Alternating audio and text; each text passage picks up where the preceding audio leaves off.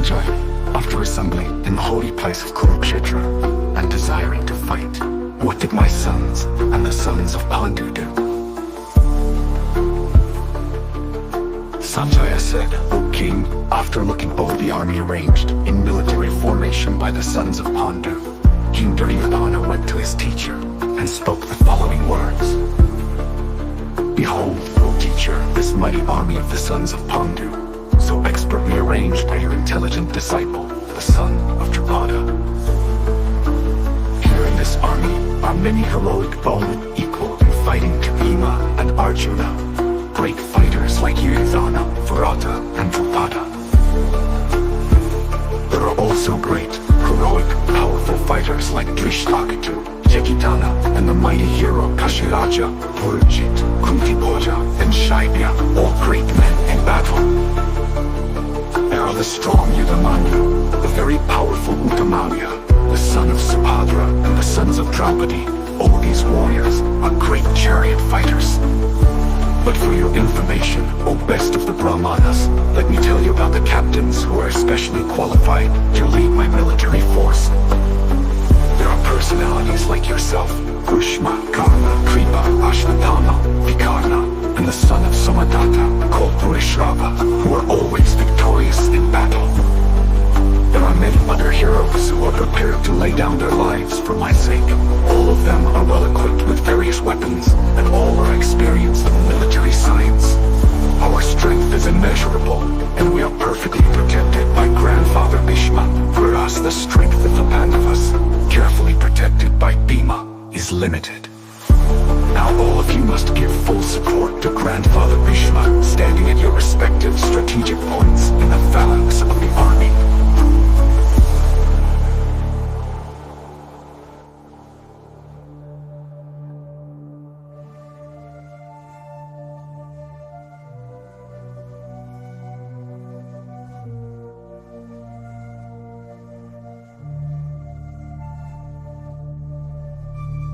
Now all of you must give full support to Grandfather Bhishma, standing at your respective strategic points in the phalanx of the army.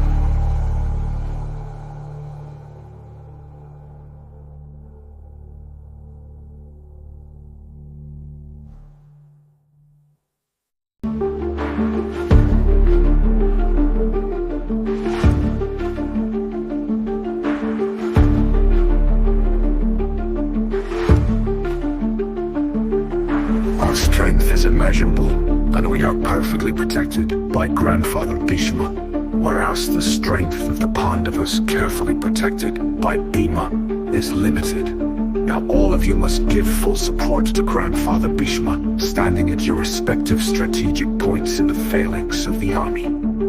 Then Bhishma, the great valiant grandsire of the Kuru dynasty, the grandfather of the fighters, blew his conch shell very loudly, making a sound like the roar of a lion, giving Duryodhana joy. After that, the conch shells, drums, bugles, trumpets, and horns were all suddenly sounded, and the combined sound was tumultuous. On the other side, both Lord Krishna and Arjuna, stationed on a great chariot drawn by white horses, sounded their transcendental conch shells. Lord Krishna blew his conch shell called Panchajanya, Arjuna blew his, the Devadatta, and Bhima, the voracious eater and performer of Herculean tasks, blew his terrific conch shell called Pandra. King Yudhishthira, the son of Kunti, blew his conch shell, and Anantavijaya and Nakula and Sahadeva blew the Sagosa and Manipushpaka. That great archer, the king of Kashi, the great fighter Shikandi, Drishtadyumna, Virata, the unconquerable Satyaki, Drupada, the sons of Draupadi, and others, O king, such as the mighty armed son of Subhadra, all blew their respective conch shells. The blowing of these different conch shells became uproarious, vibrating both in the sky and on the earth. It shattered the hearts of the sons of Dhritarashtra. At that time Arjuna, the son of Pandu, seated in the chariot bearing the flag marked with Hanuman, took up his bow and prepared to shoot his arrows, looking at the sons of Dhritarashtra. O king, Arjuna then spoke to Hrishikesha. These words, Arjuna said, O Krishna, please draw my chariot between the two armies, so that I may see those present here who desire to fight, and with whom I must contend in this great trial of arms.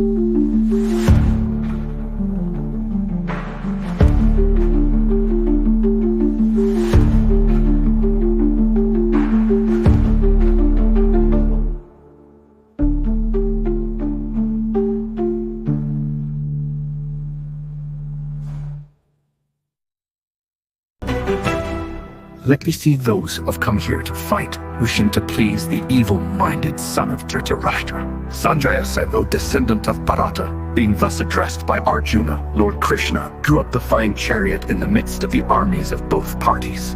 In the presence of Bhishma, Drona, and all the other chieftains of the world, the Lord said, Just behold, Partha, all the Karas assembled here.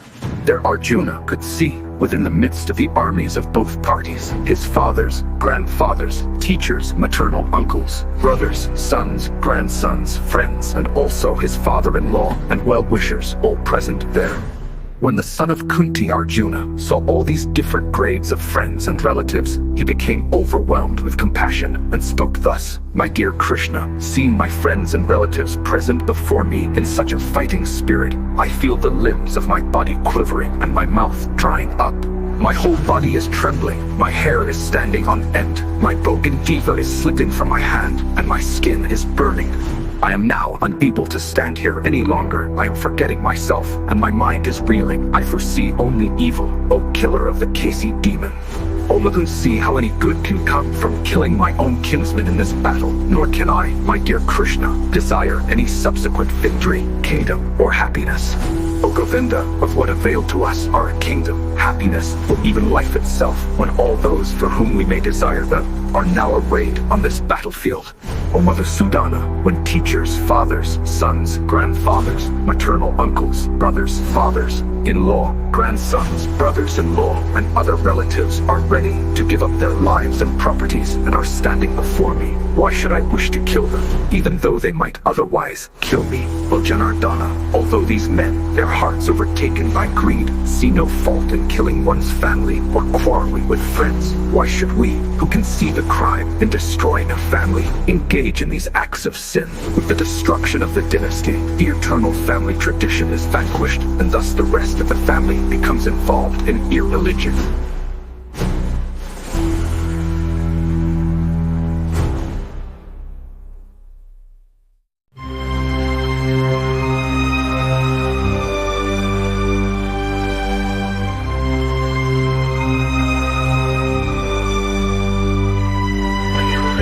Prominent in the family, O Krishna, the women of the family become corrupt, and from the degradation of womanhood, O descendant of Vrishni, comes unwanted progeny.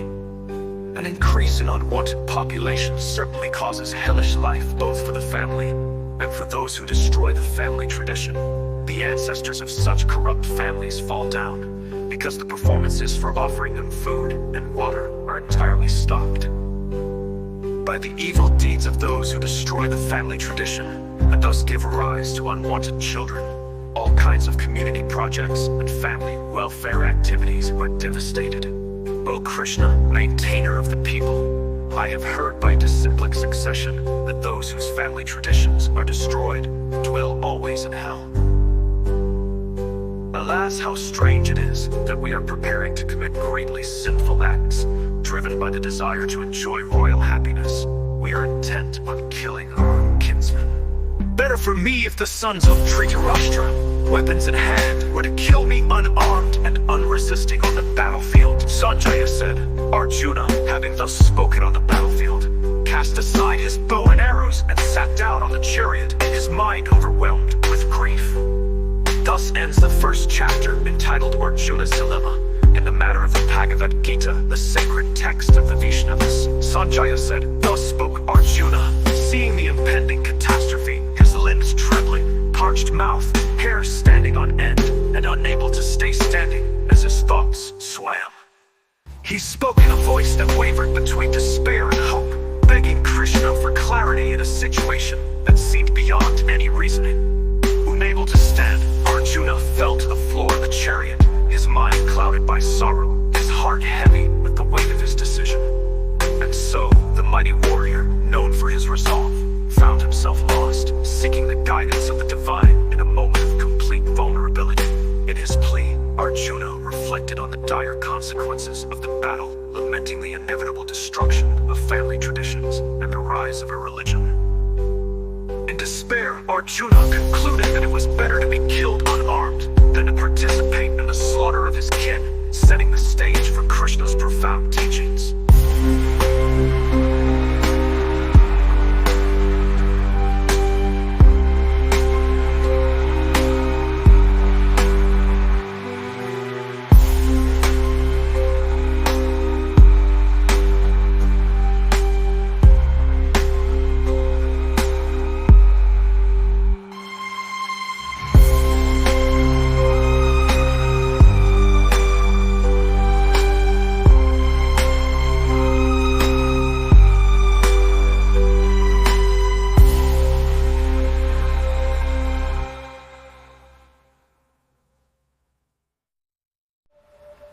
Sanjaya said, seeing Arjuna full of compassion and very sorrowful, his eyes brimming with tears, Madhusudana, Krishna, spoke the following words. The Supreme Personality of Godhead said, My dear Arjuna, how have these impurities come upon you? They are not at all befitting a man who knows the progressive values of life. They do not lead to higher planets, but to infamy. O son of Pritha, do not yield to this degrading impotence. It does not become you. Give up such petty weakness of heart and arise, O chastiser of the enemy. Arjuna said, O killer of Madhu, Krishna, how can I counterattack with arrows and battle men like Bhishma and Drona, who are worthy of my worship? It would be better to live in this world by begging than to live at the cost of the lives of great souls who are my teachers. Even though desiring worldly gain, they are superiors. If they are killed, our spoils will be tainted with blood. Nor do we know it is better conquering them or being conquered by them, the sons of Dhritarashtra. If we killed, we should not care to live, or know standing before us on this battlefield. Now I am confused about my duty, and have lost all composure because of weakness. In this condition, I am asking you to tell me for certain what is best for me. Now I am your disciple, and a soul surrendered unto you. Please instruct me. I can find no means to drive away this grief which is drying up my senses. I will not be able to dispel it even if I win an unrivaled kingdom on earth with sovereignty like the demigods in heaven.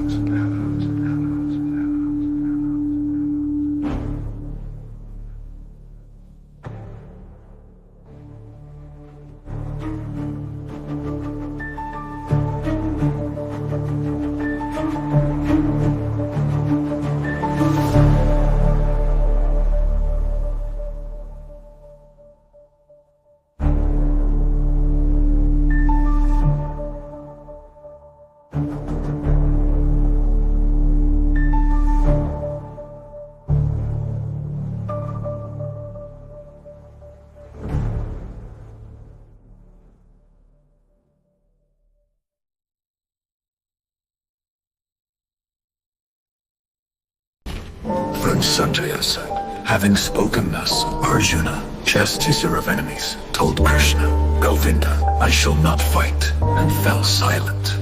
O descendant of Bharata. At that time Krishna, smiling in the midst of both armies, spoke the following words to the grief-stricken Arjuna. The Supreme Personality of Godhead said, while speaking learned words, you are mourning for what is not worthy of grief. Those who are wise lament neither for the living nor for the dead. Never was there a time when I did not exist, nor you, nor all these kings, nor in the future shall any of us cease to be. As the embodied soul continuously passes in this body from boyhood to youth to old age, the soul similarly passes into another body of death. A sober person is not bewildered by such a change. O son of Kunti, the non-permanent appearance of happiness and distress, and their disappearance in due course, are like the appearance and disappearance of winter and summer seasons. They arise from sense perception, O scion of Bharata, and one must learn to tolerate them without being disturbed. O best among men, the person who is not disturbed by happiness and distress, and is steady in both, is certainly eligible for liberation.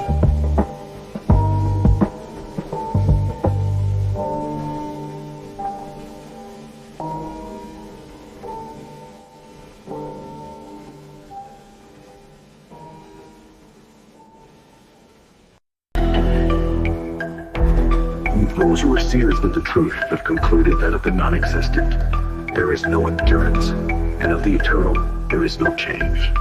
This they have concluded by studying the nature of both. That which pervades the entire body you should know to be indestructible. No one is able to destroy that imperishable soul. The material body of the indestructible, immeasurable, and eternal living entity is sure to come to an end. Therefore fight, O descendant of Parata. Neither he who thinks the living entity, the slayer, nor he who thinks it slain is acknowledged, for the self slays not nor is slain. For the soul there is neither birth nor death at any time.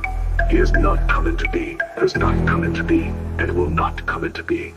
He is unborn, eternal, ever existing, and primeval. He is not slain when the body is slain. O Partha, how can a person who knows that the soul is indestructible, eternal, unborn, and immutable kill anyone or cause anyone to kill? As a person puts on new garments, giving up old ones, the soul similarly accepts new material bodies, giving up the old and useless ones. The soul can never be cut to pieces by any weapon, nor burned by fire, nor moistened by water, nor withered by the wind. This individual soul is unbreakable and insoluble, and can be neither burned nor dried. He is everlasting, present everywhere, unchangeable, immovable, and eternally the same. It is said that the soul is invisible, inconceivable, immutable, and unchangeable. Knowing this, you should not grieve for the body. If, however, you think that the soul, or the symptoms of life, is always born and dies forever, you still have no reason to lament, O mighty armed. One who has taken his birth is sure to die, and after death one is sure to take birth again. Therefore, in the unavoidable discharge of your duty, you should not lament. All created beings are unmanifest in their beginning, manifest in their interim state, and unmanifest again when annihilated. So what need is there for lamentation? Some look on the soul as amazing, some describe him as amazing, and some hear of him as amazing, while others, even after hearing about him, cannot understand him at all.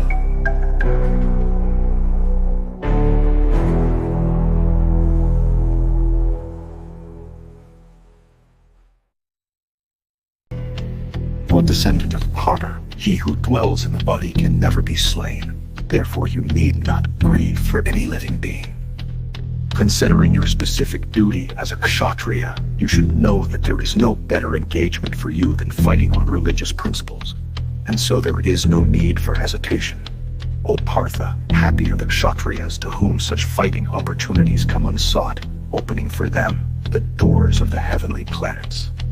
If, however, you do not perform your religious duty of fighting, then you will certainly incur sins for neglecting your duties and thus lose your reputation as a fighter.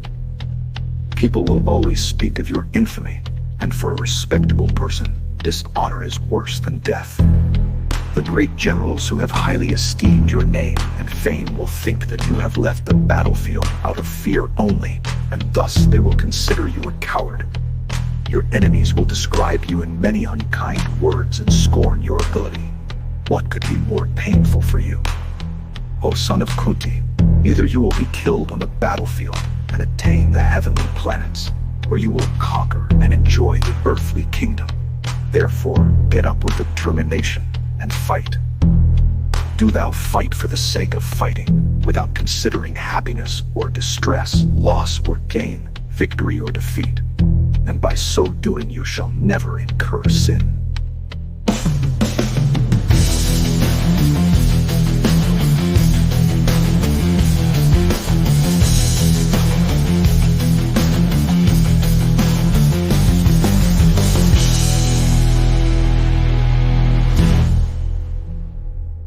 Considering your specific duty as a kshatriya, you should know that there is no better engagement for you than fighting on religious principles, and so there is no need for hesitation. O Partha, happy are the kshatriyas to whom such fighting opportunities come unsought, opening for them the doors of the heavenly planets.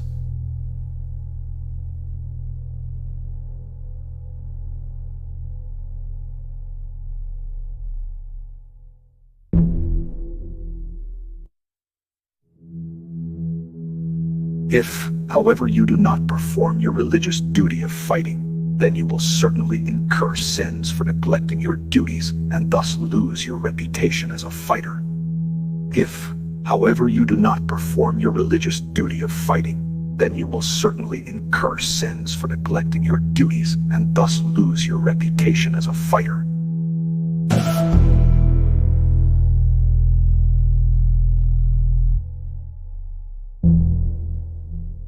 People will always speak of your infamy, and for a respectable person, dishonor is worse than death.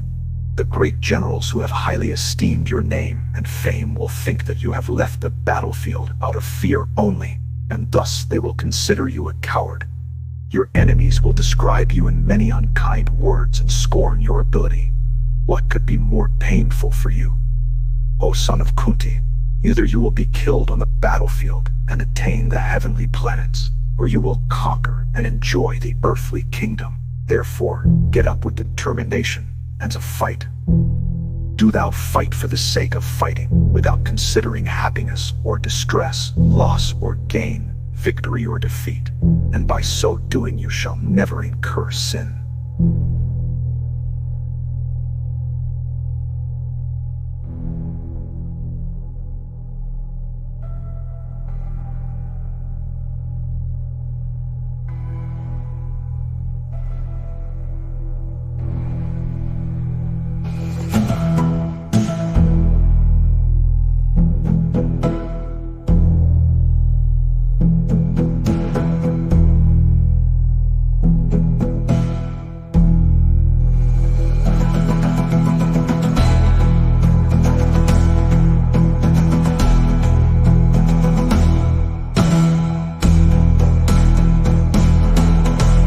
Do thou fight for the sake of fighting, without considering happiness or distress, loss or gain, victory or defeat, and by so doing you shall never incur sin.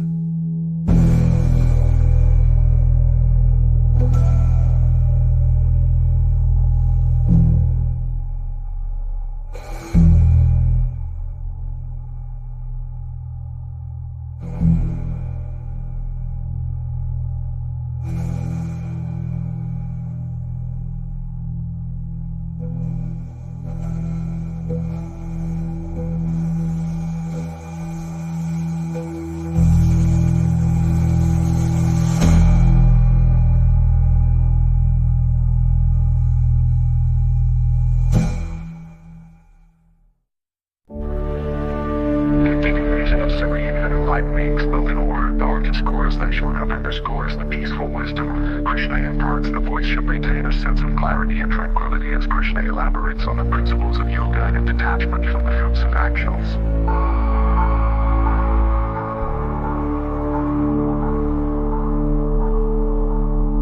Thus far, I have described this knowledge to you through analytical study. Now listen as I explain it in terms of working without fruitive results. O son of Pritha, when you act in such knowledge, you can free yourself from the bondage of works. In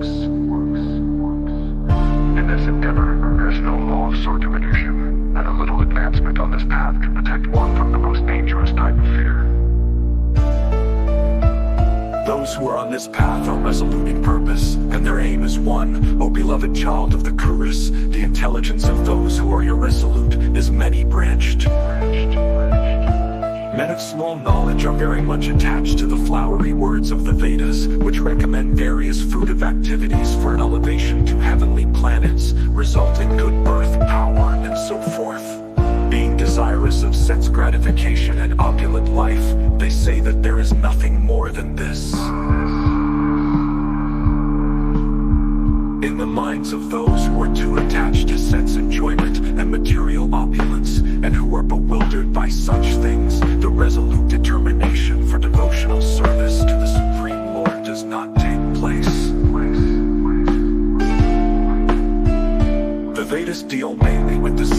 the three modes of material nature, O Arjuna, become transcendental to these three modes.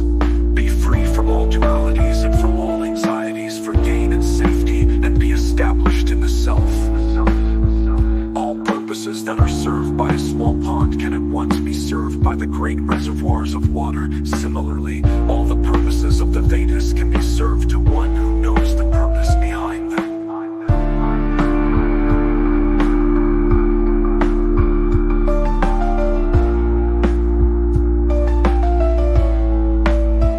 You have a right to perform your prescribed duties, but you are not entitled to the fruits of your actions. Never consider yourself to be the cause of the results of your activities, nor be attached to an action. Be steadfast in yoga, O Arjuna, perform your duty, and abandon all attachment to success or failure. Such evenness of mind is called yoga.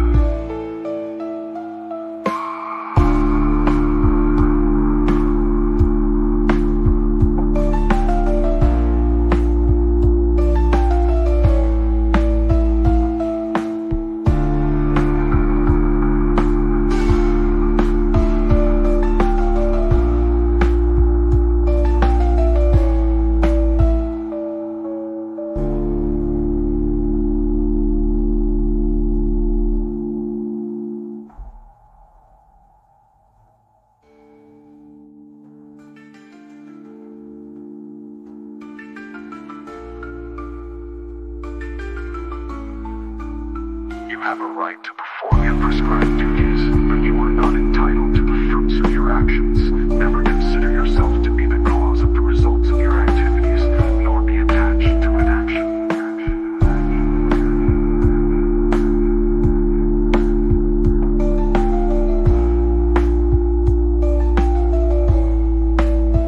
Be steadfast in yoga, O Arjuna, perform your duty, and abandon all attachment to success or failure. Such evenness of mind is called yoga.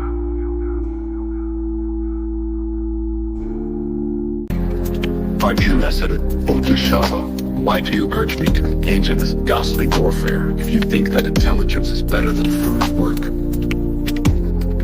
My intelligence is bewildered by your equivocal instructions. Therefore, please tell me decisively which will be most beneficial for me. The Blessed Lord said, O sinless Arjuna, I have already explained that there are two classes of men who try to realize the self. Some are inclined to understand it by empirical philosophical speculation, and others by devotional service. Not by merely abstaining from work can one achieve freedom from reaction, nor by renunciation alone can one attain perfection. Everyone is forced to act helplessly, according to the qualities he has acquired from the modes of material nature. Therefore, no one can refrain from doing something, not even for a moment. One who restrains the senses and organs of action, but whose mind dwells on sense objects, certainly deludes himself, and is called a pretender. On the other hand, if a sincere person tries to control the active senses by the mind and begins karma yoga without attachment, he is by far superior. Perform your prescribed duty, for action is better than inaction. A man cannot even maintain his physical body without work. Work done as a sacrifice for Vishnu has to be performed, otherwise work binds one to this material world. Therefore, O son of Kunti, perform your prescribed duties for his satisfaction, and in that way, you will always remain unattached and free from bondage.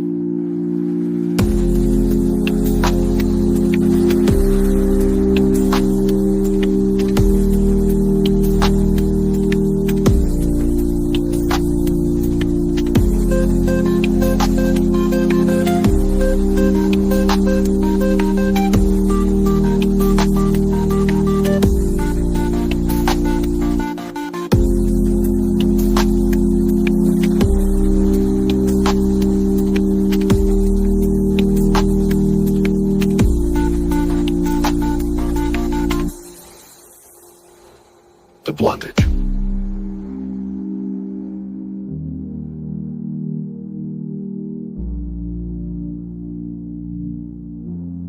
The Blessed Lord said, O sinless Arjuna, I have already explained that there are two classes of men who try to realize the self. Some are inclined to understand it by empirical philosophical speculation, and others by devotional service. Not by merely abstaining from work can one achieve freedom from reaction, nor by renunciation alone can one attain perfection. Everyone is forced to act helplessly, according to the qualities he has acquired from the modes of material nature. Therefore, no one can refrain from doing something, not even for a moment. One who restrains the senses and organs of action, but whose mind dwells on sense objects, certainly deludes himself and is called a pretender. On the other hand, if a sincere person tries to control the active senses by the mind and begins karma yoga, therefore no one can refrain from doing something, not even for a moment. One who restrains the senses and organs of action, but whose mind dwells on sense objects, certainly deludes himself and is called a pretender. On the other hand, if a sincere person tries to control the active senses by the mind and begins karma yoga, therefore, O son of Kunti, perform your prescribed duties for his satisfaction, and in that way, you will always remain unattached and free from bondage.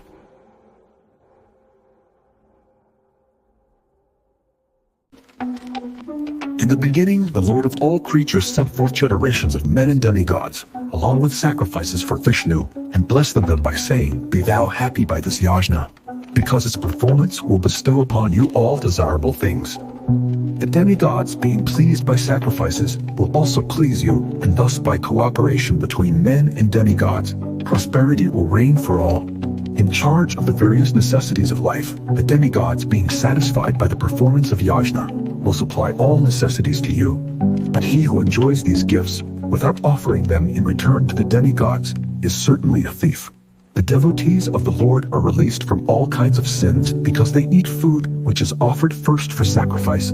Others who prepare food for personal sense enjoyment verily eat only sin.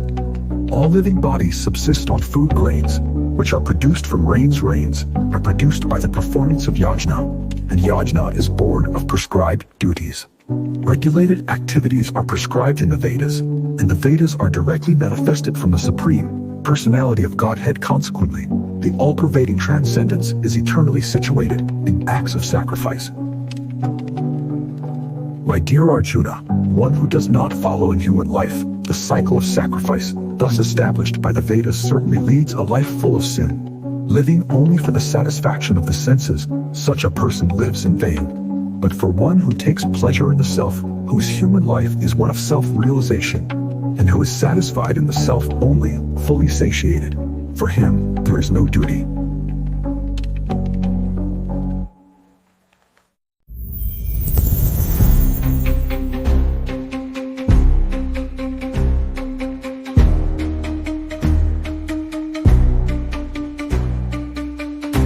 Self-realized man has no purpose to fulfill in the discharge of his prescribed duties, nor has he any reason not to perform such work, nor has he any need to depend on any other living being.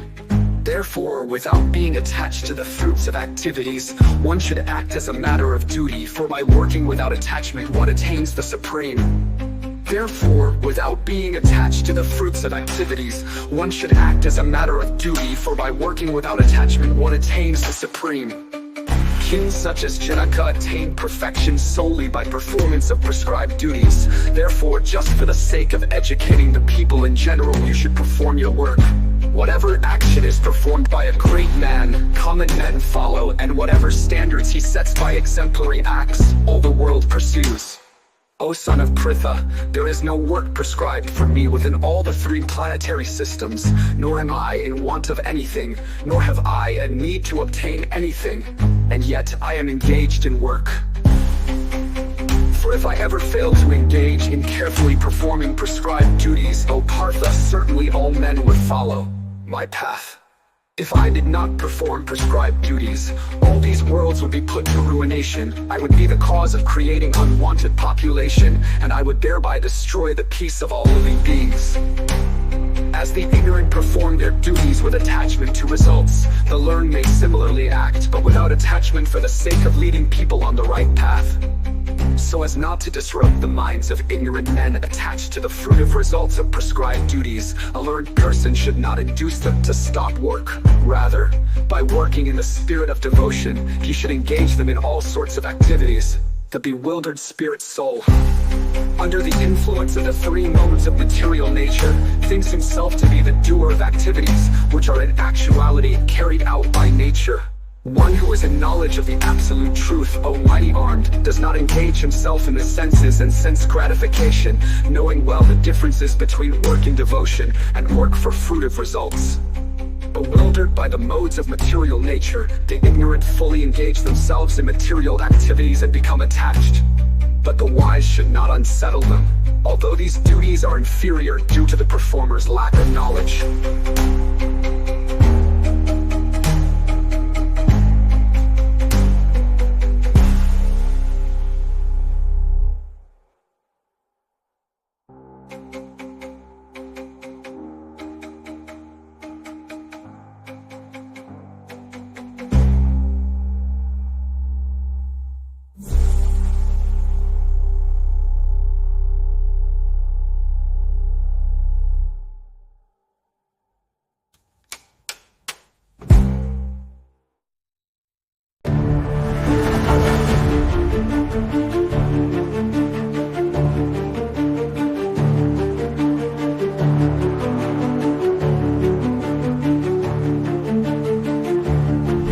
Therefore, O Arjuna, surrendering all your works unto me, with full knowledge of me, without desires for profit, with no claims to proprietorship, and free from lethargy, fight.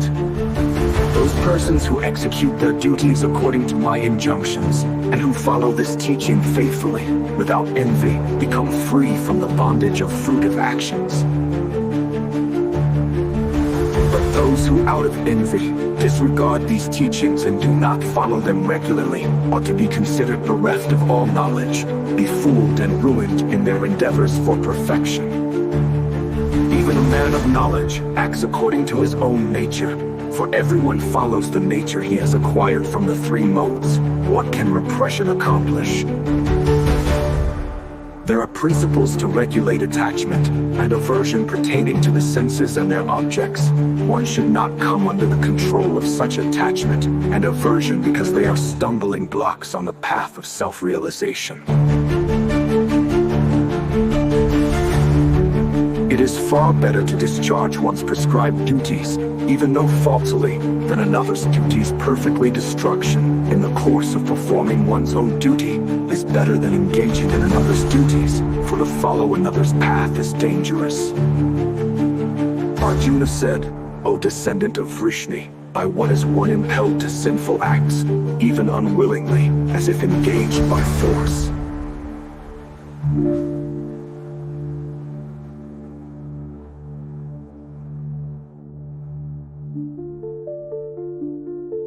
But those who out of envy disregard these teachings and do not follow them regularly are to be considered bereft of all knowledge, befooled and ruined in their endeavors for perfection. Even a man of knowledge acts according to his own nature, for everyone follows the nature he has acquired from the three modes. What can repression accomplish? There are principles to regulate attachment and aversion pertaining to the senses and their objects. One should not come under the control of such attachment and aversion because they are stumbling blocks on the path of self-realization. It is far better to discharge one's prescribed duties, even though faultily, than another's duties perfectly. Destruction in the course of performing one's own duty is better than engaging in another's duties, for to follow another's path is dangerous. Arjuna said, O descendant of Vrishni, by what is one impelled to sinful acts, even unwillingly, as if engaged by force?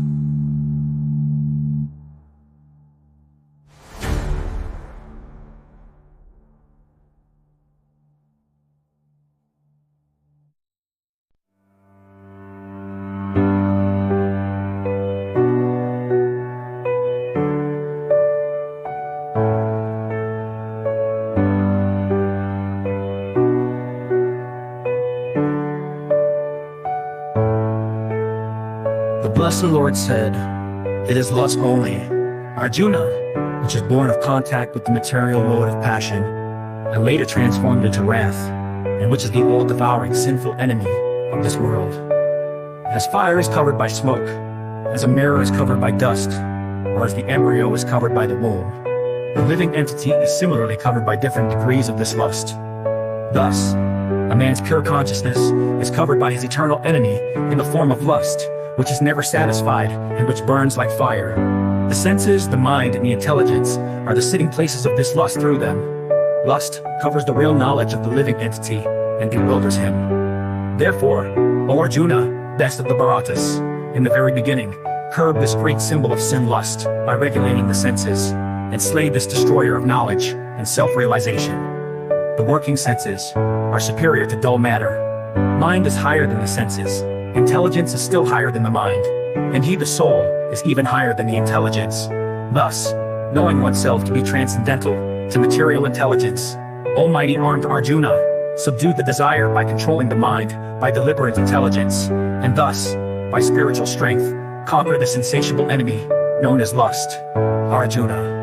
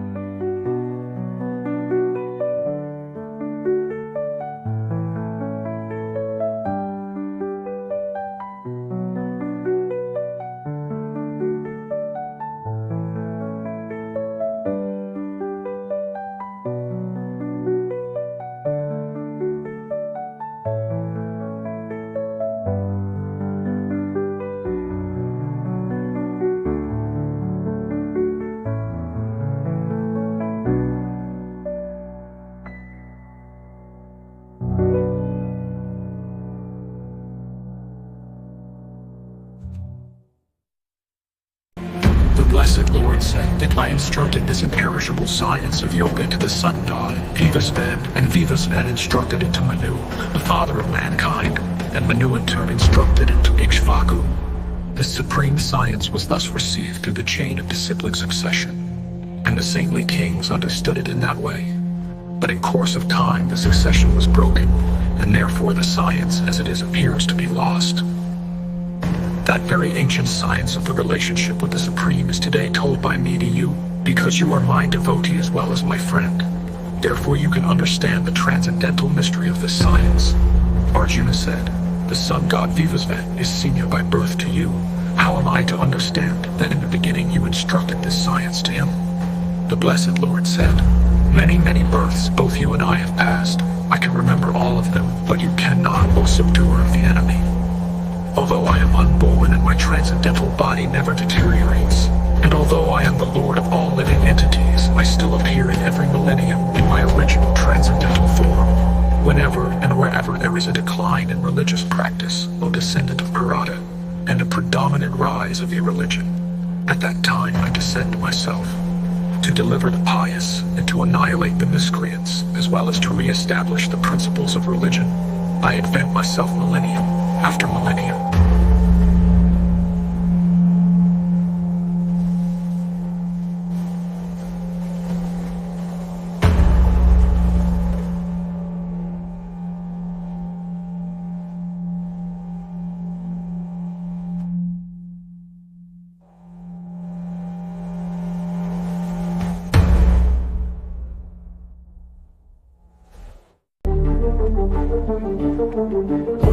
The transcendental nature of my appearance and activities does not, upon leaving the body, take his birth again in this material world, but attains my eternal abode. O Arjuna, being free from attachment attachment, fear, and anger, being fully absorbed in me and taking refuge in me. Many persons in the past became purified by knowledge of me, and thus they all attained transcendental love for me.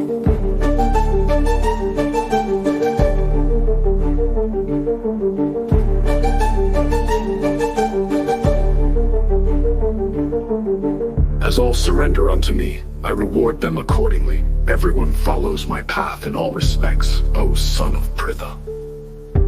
Men in this world desire success in fruitive activities, and therefore they worship the demigods quickly. Of course, men get results from fruitive work in this world.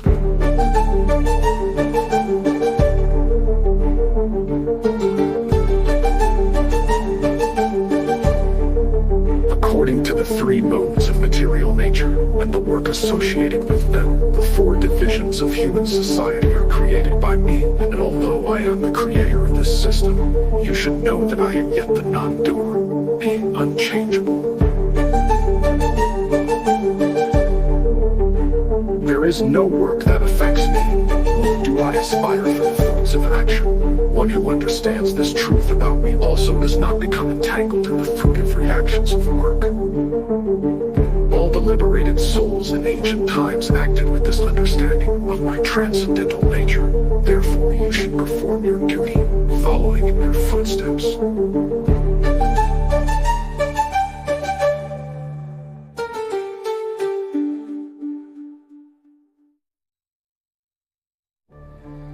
But there is no work that affects me, nor do I aspire for the fruits of action. One who understands this truth about me also does not become entangled in the fruitive reactions of work. All the liberated souls in ancient times acted with this understanding of my transcendental nature. Therefore, you should perform your duty, following in their footsteps.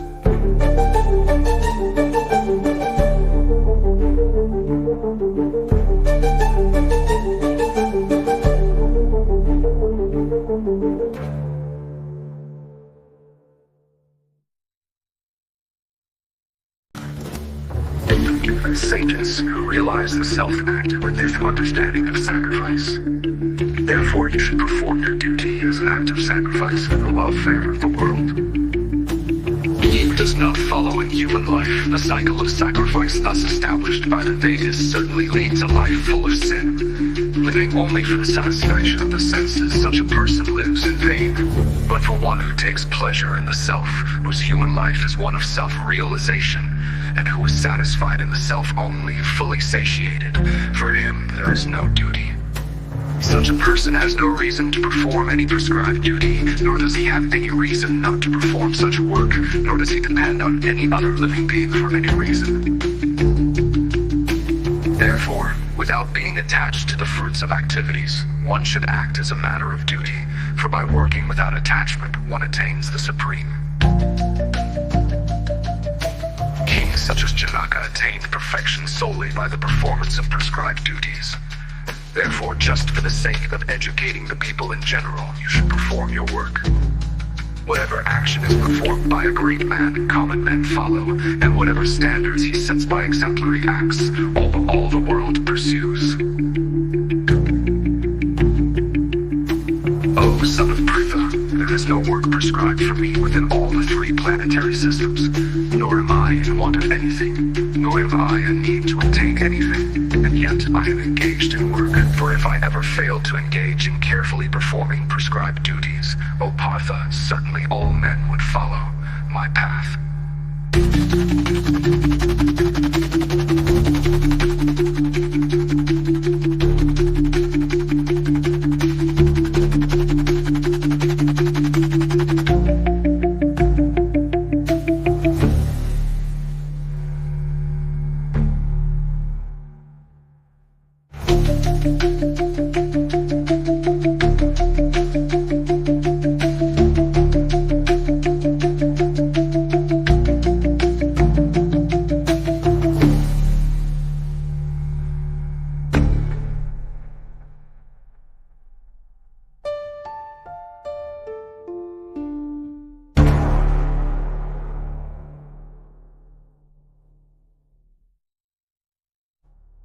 if I ever failed to engage in carefully performing prescribed duties, O Partha, certainly all men would follow my path.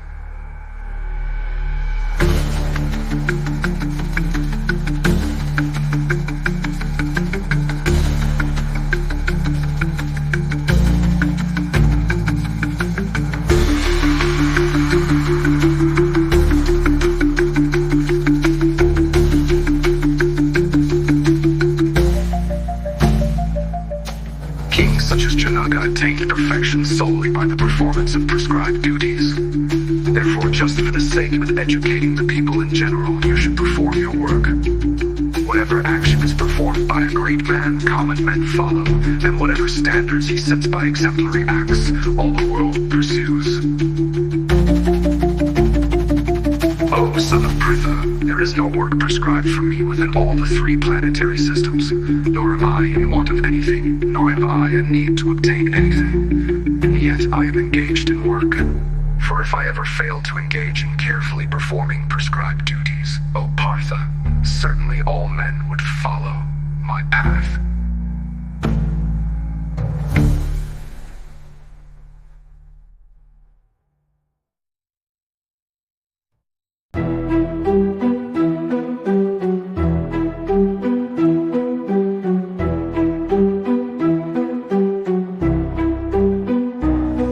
As the ignorant perform their duties with attachment to results, the learned may similarly act, but without attachment for the sake of leading people on the right path, so as not to disrupt the minds of ignorant men attached to the fruitive results of prescribed duties. A learned person should not induce them to stop work. Rather, by working in the spirit of devotion, he should engage them in all sorts of activities.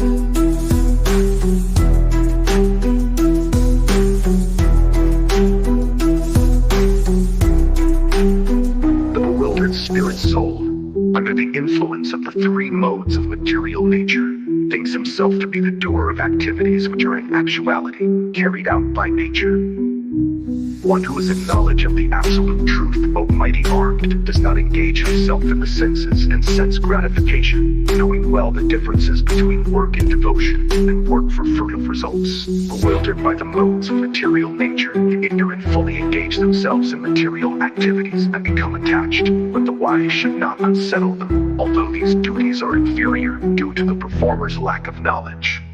Therefore, O Arjuna, surrendering all your works unto me, with full knowledge of me, without desires for profit, with no claims to proprietorship, and free from lethargy, fight. Those persons who execute their duties according to my injunctions, and who follow this teaching faithfully, without envy, become free from the bondage of fruitive actions.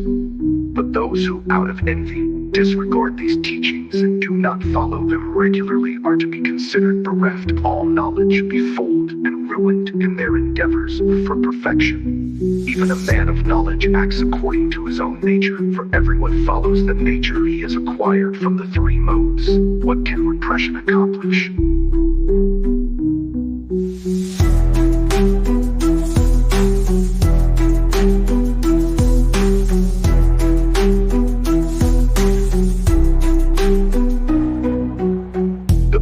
Spirit soul, under the influence of the three modes of material nature, thinks himself to be the doer of activities which are in actuality carried out by nature.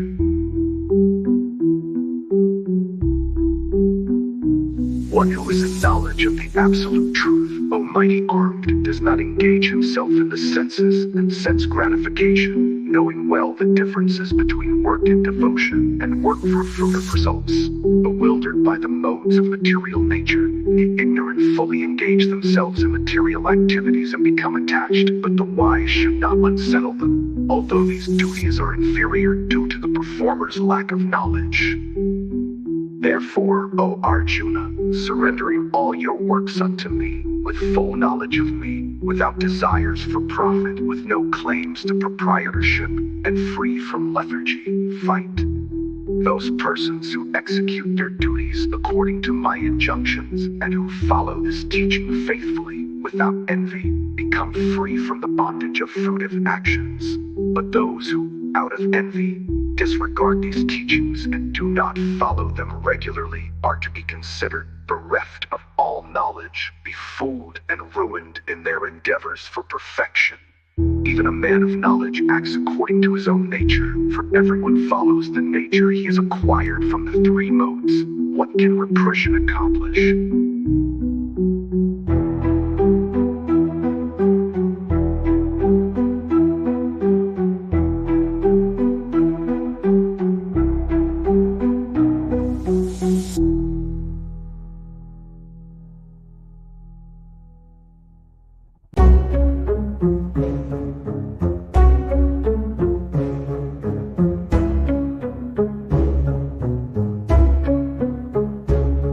There are principles to regulate attachment and aversion pertaining to the senses and their objects.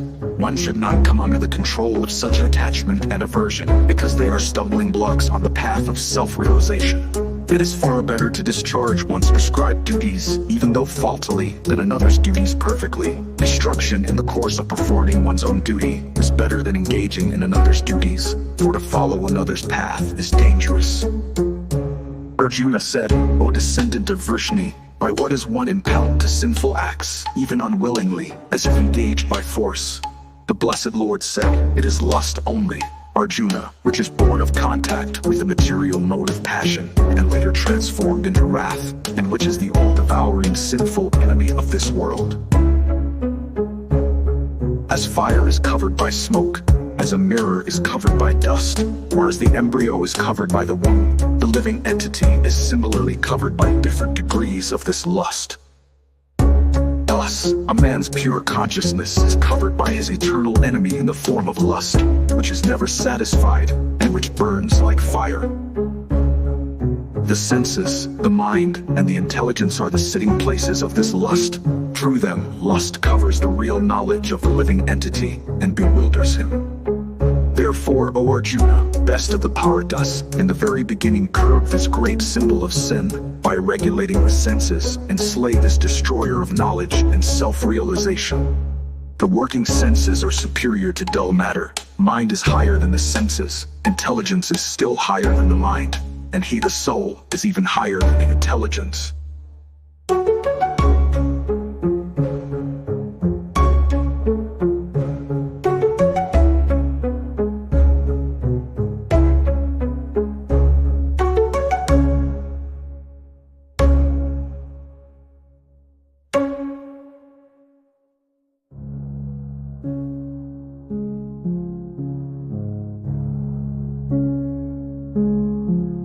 The working senses are superior to dull matter.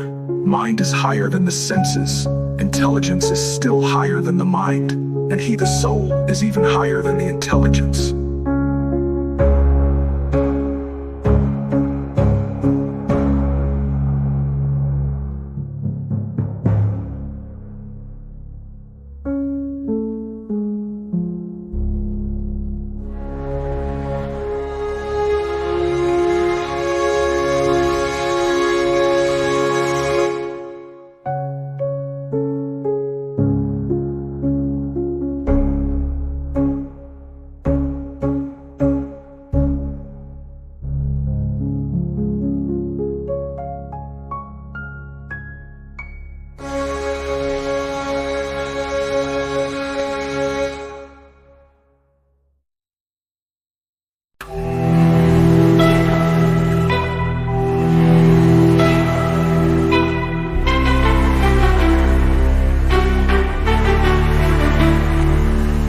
Arjuna said, "O Krishna, first of all you ask me to renounce work, and then again you recommend work with devotion. Now will you kindly tell me definitely which of the two is more beneficial?" The blessed Lord said, "The renunciation of work and devotion are both good for liberation. But of the two, work and devotional service is better than renunciation of work. One who neither hates nor desires the fruits of his activities is known to be always renounced. Such a person, free from all dualities, easily overcomes material bondage and is completely liberated, O mighty armed Arjuna."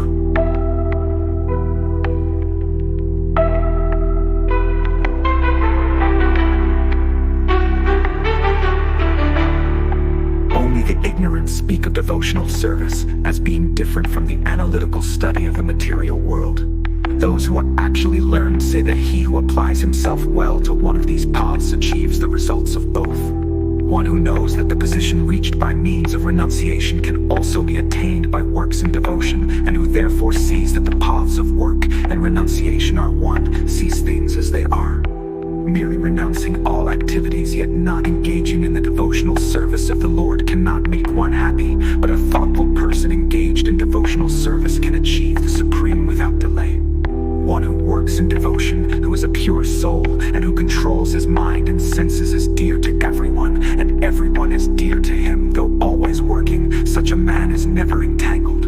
A person in the divine consciousness, although engaged in seeing, hearing, touching, smelling, eating, moving about, sleeping, and breathing, always knows within himself that he actually does nothing at all. Because while speaking, evacuating, receiving, opening or closing his eyes, he always knows that only the material senses are engaged with their objects and that he is aloof from them. One who performs his duty without attachment, surrendering the results unto the Supreme Lord, is unaffected by sinful action, as the lotus leaf is untouched by water.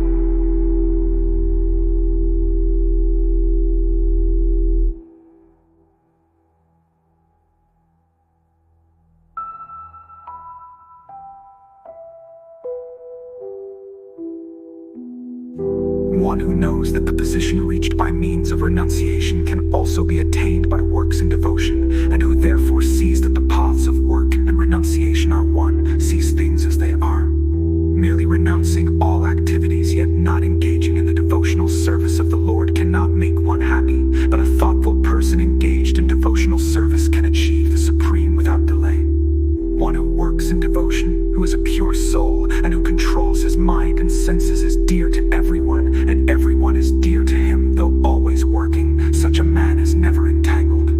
A person in the divine consciousness, although engaged in seeing, hearing, touching, smelling, eating, moving about, sleeping, and breathing, always knows within himself that he actually does nothing at all.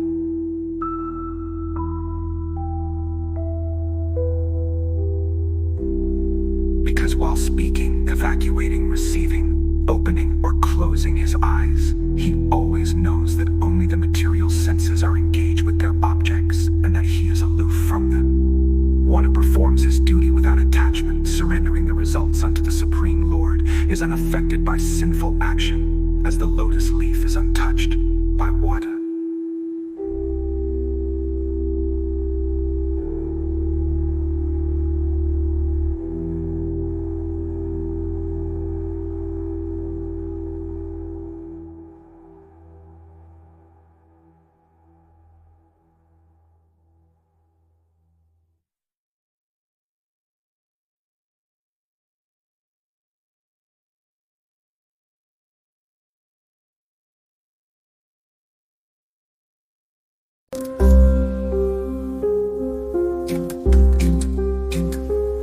The yogis, abandoning attachment, act with body, mind, intelligence, and even with the senses, only for the purpose of purification. The steadily devoted soul attains unadulterated peace because he offers the result of all activities to me, whereas a person who is not in union with the divine, who is greedy for the fruits of his labor, becomes entangled. When the embodied living being controls his nature and mentally renounces all actions, he resides happily in the city of 9 gates, the material body, neither working nor causing work to be done. The embodied spirit, master of the city of his body, does not create activities, nor does he induce people to act, nor does he create the fruits of action. All this is enacted by the modes of material nature. Nor does the Supreme Spirit assume anyone's sinful or pious activities. Embodied beings, however, are bewildered because of the ignorance which covers their real knowledge. When, however, one is enlightened with the knowledge by which Neskins is destroyed, and his knowledge reveals everything, as the sun lights up everything in the daytime. And one's intelligence, mind, faith, and all fixed in the Supreme, then one becomes fully cleansed of misgivings through complete knowledge and thus proceeds straight on the path of liberation. The humble sage, by virtue of true knowledge, sees with equal vision a learned and gentle Brahmana, a cow, an elephant, a dog, and a dog-eater. Those whose minds are established in sameness and equanimity have already conquered the conditions of birth and death. They are flawless like Brahman, and thus they are already situated in Brahman. A person who neither rejoices upon achieving something pleasant nor laments upon obtaining something unpleasant, who is self-intelligent, unbewildered, and who knows the science of God, is already situated in transcendence.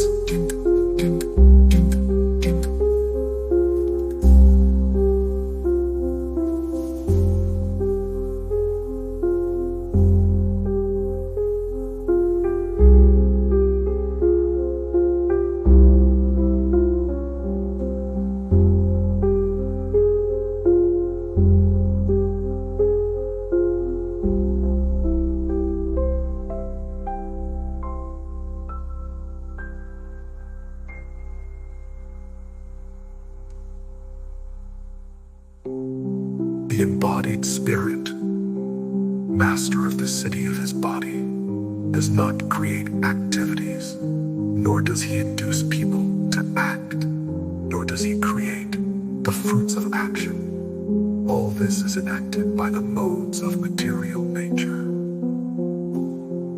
Nor does the Supreme Spirit assume anyone's sinful or pious activities. Embodied beings, however, are bewildered because of the ignorance which covers their real knowledge. When, however, one is enlightened with the knowledge by which Nescius is destroyed, then his knowledge reveals everything, as the sun lights up everything in the daytime. When one's intelligence, mind, faith, and refuge are all fixed in the Supreme, then one becomes fully cleansed of misgivings through complete knowledge and thus proceeds straight on the path of liberation. The humble sage, by virtue of true knowledge, sees with equal vision a learned and gentle Brahmana, a cow, an elephant, a dog, and dog, and dog, and dog. And one's intelligence, mind, faith, and refuge are all fixed in the Supreme. Then one becomes fully cleansed of misgivings through complete knowledge and thus proceeds straight on the path of liberation. The humble sage, by virtue of true knowledge, sees with equal vision a learned and gentle Brahmana, a cow, an elephant, a dog, and dog, and dog, and dog, and dog, and dog.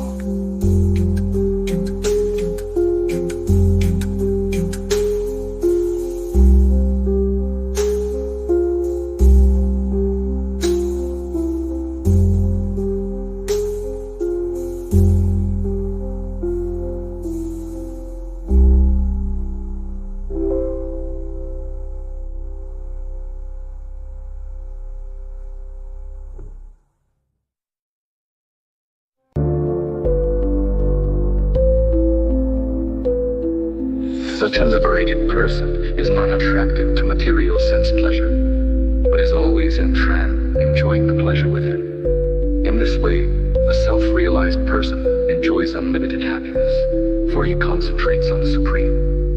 An intelligent person does not take part in the sources of misery which are due to contact with the material senses. O son of Kunti, such pleasures have a beginning and an end, and so the wise man does not delight in them. Before giving up this present body, if one is able to tolerate the urges of the material senses and check the force of desire and anger, he is well situated and is happy in this world. One whose happiness is within, who is active and rejoices within, and whose aim is inward, is actually the perfect mystic. He is liberated in the Supreme, and ultimately he attains the Supreme. Those who are beyond the dualities that arise from doubts, whose minds are engaged within, who are always busy working for the welfare of all living beings, and who are free from all sins, achieve liberation in the Supreme. Those who are free from anger and all material desires, who are self-realized, self-disciplined, and constantly endeavoring for perfection, are assured of liberation shutting out all external sense objects, keeping the eyes and the vision concentrated between the two eyebrows, suspending the inward and outward breaths within the nostrils, thus controlling the mind, senses, and intelligence. A transcendentalist becomes free from desire, fear, and anger. One who is always in this state is certainly liberated. A person in full consciousness of me, knowing me to be the ultimate beneficiary of all sacrifices and austerities, the supreme lord of all planets and demigods, and the benefactor and well-wisher of all living entities, attains peace from the pangs of material miseries. The sages, knowing me as the ultimate purpose of all sacrifices and austerities, the supreme lord of all worlds, and the friend of all living beings, attain peace from the pangs of material miseries.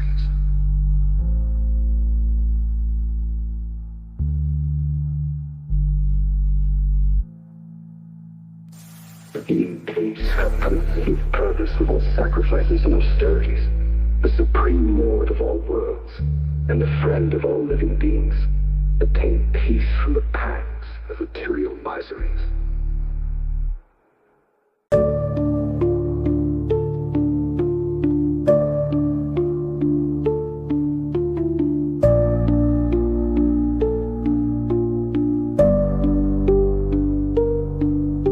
The Blessed Lord said, "One who is unattached to the fruits of his work, and who works as he is obligated, is in the renounced order of life, and he is the true mystic, not he who lights no fire and performs no work."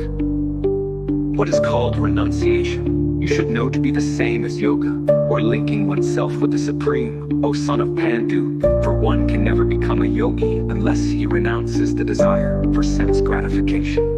For one who is a neophyte in the Eightfold Yoga system, work is said to be the means, and for one who is already elevated in yoga, the cessation of all material activities is said to be the means. A person is said to be elevated in yoga when, having renounced all material desires, he neither acts for sense gratification nor engages in fruitive activities.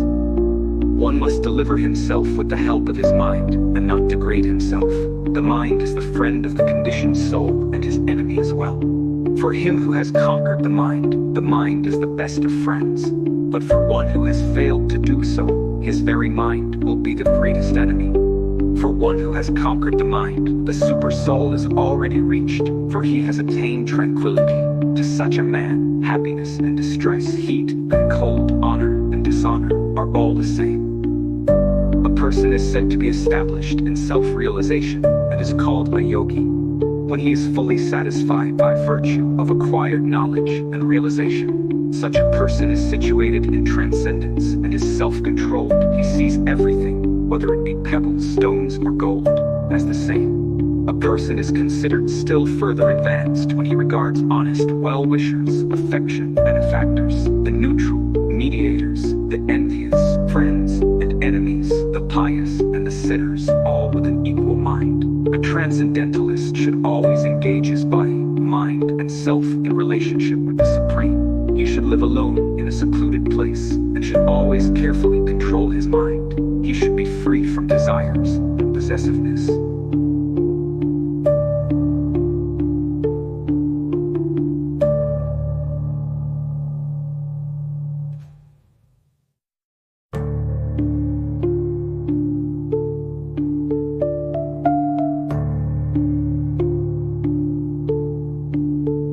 A person is said to be elevated in yoga when, having renounced all material desires, he neither acts for sense gratification nor engages in fruitive activities.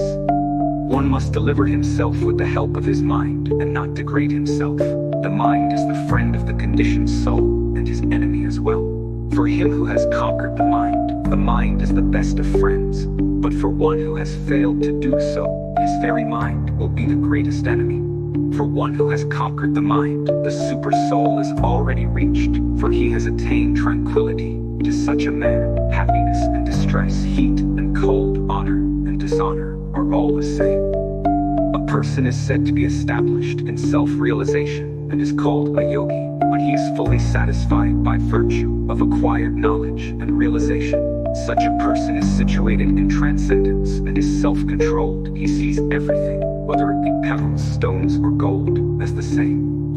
A person is considered still further advanced when he regards honest well-wishers, affection, benefactors, the neutral, mediators, the envious, friends, and enemies, the pious, and the sinners, all with an equal mind. A transcendentalist should always engage his body, mind, and self in relationship with the Supreme.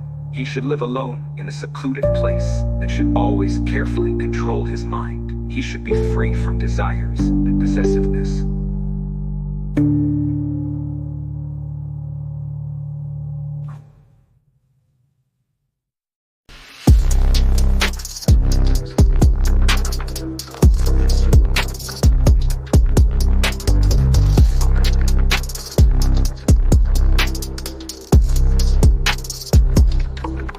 To practice yoga, one should go to a secluded place, lay kusa grass on the ground, and then cover it with a deer skin and a soft cloth.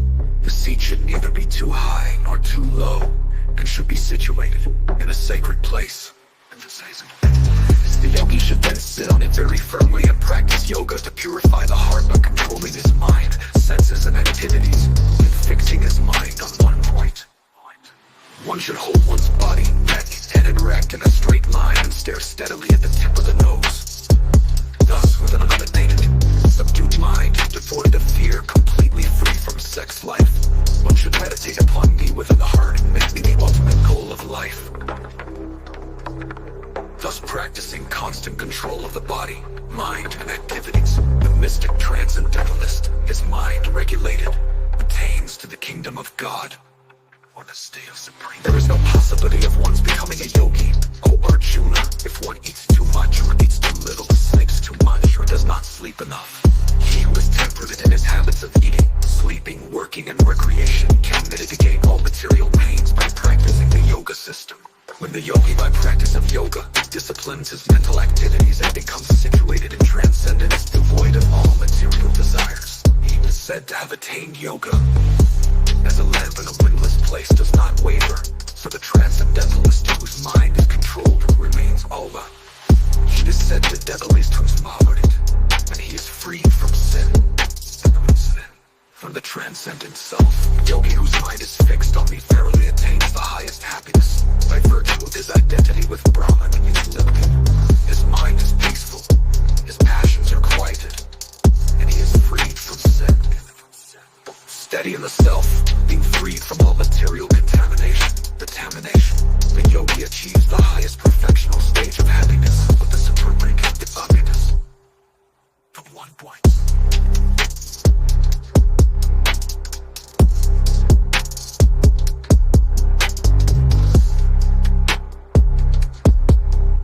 One should hold one's body, neck, and head erect in a straight line and stare steadily at the tip of the nose. Thus, with an unagitated, subdued mind devoid of fear, completely free from sex life, one should meditate upon me within the heart and make me the ultimate goal of life.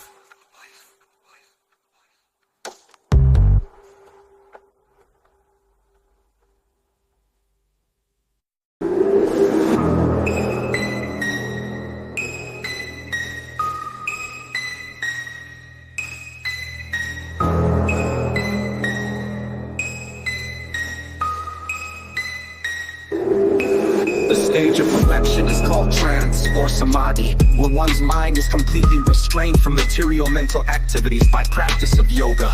This perfection is characterized by one's ability to see the self by the pure mind and to relish and rejoice in the self. And this stage of perfection is called trance or samadhi, when one's mind is completely restrained from material mental activities by practice of yoga. This perfection is characterized by one's ability to see the self by the pure mind and to relish and rejoice in the self. In that joyous state, one is situated in boundless transcendental happiness realized through transcendental senses. Established thus, one never departs from the truth, and upon gaining this, he thinks there is no greater gain. Being situated in such a position, one is never shaken, even in the midst of greatest difficulty. This indeed is actual freedom from all miseries arising from material contact. One should engage oneself in the practice of yoga with undeviating determination and faith. One should abandon without exception all material desires born of false ego, and thus control all the senses on all sides by the mind. Gradually, step by step, with full conviction, one should become situated in trance by means of intelligence, and thus the mind should be fixed on the self alone and should think of nothing else.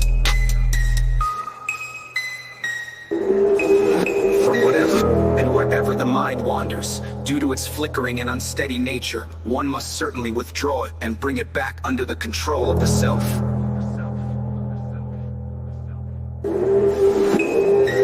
Whose mind is fixed on me verily attains the highest perfection of transcendental happiness. He is beyond the dualities of pain and pleasure, and thus he is fully liberated from all reactions arising from material contact. Thus, the self-controlled yogi, constantly engaged in the practice of yoga, becomes free from all material contamination and achieves the highest stage of perfect happiness in transcendental loving service to the Lord.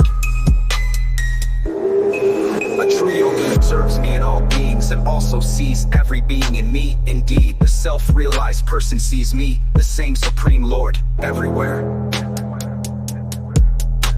For one who sees me everywhere and sees everything in me, I am never lost, nor is he ever lost to me.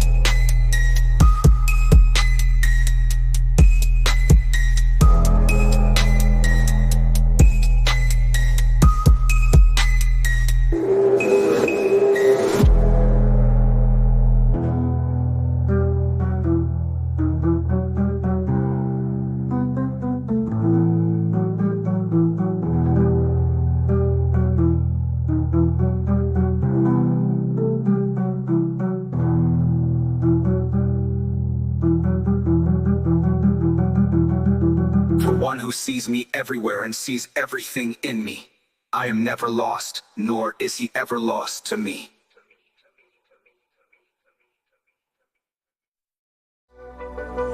Such a yogi, who knows that I and the super soul within all creatures are one, worships me and remains always in me all circumstances. He is a perfect yogi, who, by comparison to his own self, sees the true equality of all beings, both in their happiness and distress. O Arjuna.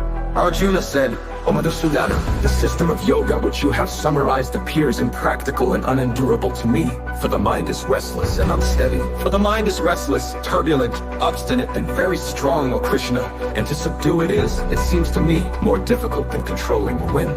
Arjuna said, O mighty armed son of Kunti, it is undoubtedly very difficult to curb the restless mind, but it is possible by constant practice and by detachment. For one whose mind is unbridled, self-realization is difficult work, but he whose mind is controlled and who strives by appropriate means is assured of success. That is my opinion. Arjuna said, O Krishna, what is the destination of the unsuccessful transcendentalist, who in the beginning takes to the process of self-realization with faith, but who later desists due to worldly-mindedness, and thus does not attain perfection in mysticism? O mighty armed Krishna, does not such a man, being deviated from the path of transcendence, perish like a ribbon cloud, with no position in any sphere? This is my doubt, O Krishna, and I ask you to dispel it completely. But for yourself, no one is to be found who can destroy this doubt.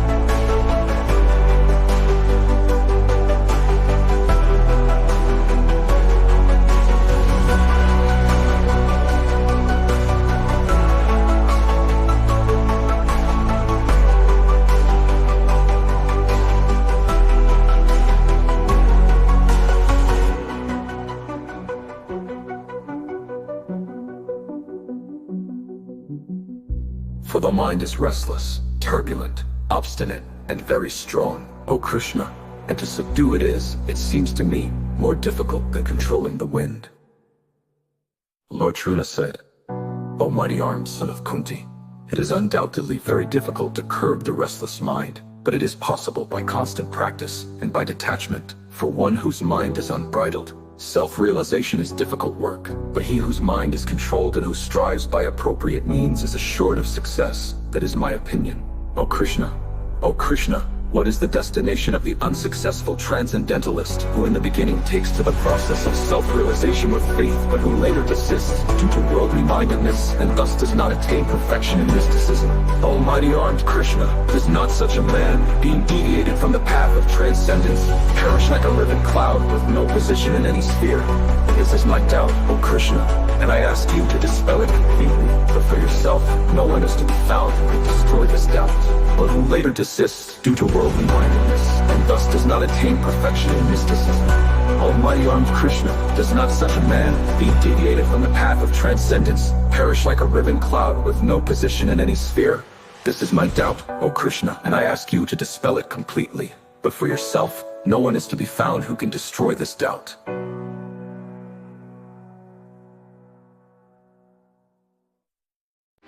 The Blessed Lord said, son of Pritha, a transcendentalist engaged in auspicious activities does not meet with destruction, either in this world or in the spiritual world. One who does good, my friend, is never overcome by evil. The unsuccessful yogi, after many years of enjoyment on the planets of the pious living entities, is born into a family of righteous people, or into a family of rich aristocracy. Or he takes his birth in a family of transcendentalists who are surely great in wisdom. Verily, such a birth is rare in this world. On taking such a birth in a family of transcendentalists who are surely great in wisdom, verily, such a birth is rare in this world. On taking such a birth, he revives the divine consciousness of his previous life, and he again tries to make further progress in order to achieve complete success. O son of Kuru, by virtue of the divine consciousness of his previous life, he automatically becomes attracted to the yogic principles, even without seeking them. Such an inquisitive transcendentalist, striving for yoga, stands always above the ritualistic principles of the scriptures. And when the yogi engages himself with sincere endeavor in making further progress, being washed of all contaminations, then ultimately, after many births of practice, he attains the supreme goal. A yogi is greater than the ascetic, greater than the empiricist, and greater than the fruitive worker. Therefore, O Arjuna, in all circumstances, be a yogi.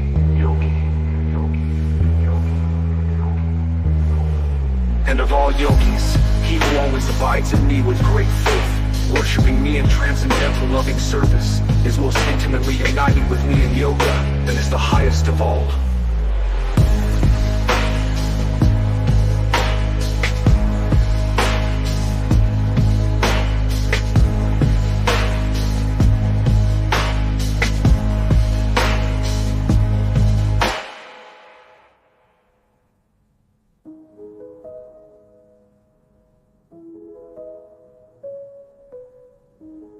The Blessed Lord said, son of Pritha, a transcendentalist engaged in auspicious activities does not meet with destruction, either in this world or in the spiritual world. One who does good, my friend, is never overcome by evil. The unsuccessful yogi, after many years of enjoyment on the planets of the pious living entities, is born into a family of righteous people, or into a family of rich aristocracy. Or he takes his birth in a family of transcendentalists who are surely great in wisdom. Verily, such a birth is rare in this world. On taking such a birth, he revives the divine consciousness of his previous life, and he again tries to make further progress in order to achieve complete success. O son of Kuru, by virtue of the divine consciousness of his previous life, he automatically becomes attracted to the yogic principles, even without seeking them. Such an inquisitive transcendentalist, striving for yoga, stands always above the ritualistic principles of the scriptures. And when the yogi engages himself with sincere endeavor in making further progress, being washed of all contaminations, then ultimately, after many births of practice, he attains the supreme goal. A yogi is greater than the ascetic, greater than the empiricist, and greater than the fruitive worker. Therefore, O Arjuna, in all circumstances, be a yogi. And of all yogis, He who always abides in me with great faith, worshiping me in transcendental loving service, is most intimately united with me in yoga, and is the highest of all. His Vara is never overcome by evil. The unsuccessful yogi, after many years of enjoyment on the planets of the pious living entities, is born into a family of righteous people, or into a family of rich aristocracy, or he takes his birth in a family of transcendentalists who are surely great in wisdom. Verily, such a birth is rare in this world. On taking such a birth, he revives the divine consciousness of his previous life, and he again tries to make further progress in order to achieve complete success. O son of Kuru, by virtue of the divine consciousness of his previous life, he automatically becomes attracted to the yogic principles, even without seeking them. Such an inquisitive transcendentalist, striving for yoga, stands always above the ritualistic principles of the scriptures, and when the yogi engages himself with sincere endeavor in making further progress, being washed of all contaminations, then ultimately, after many births of practice, he attains the supreme goal. A yogi is greater than the ascetic, greater than the empiricist, and greater than the fruitive worker. Therefore, O Arjuna, in all circumstances, be a yogi. Be a yogi. And of all yogis, he who always abides in me with great faith, worshiping me in transcendental loving service, is most intimately united with me in yoga, and is the highest of all.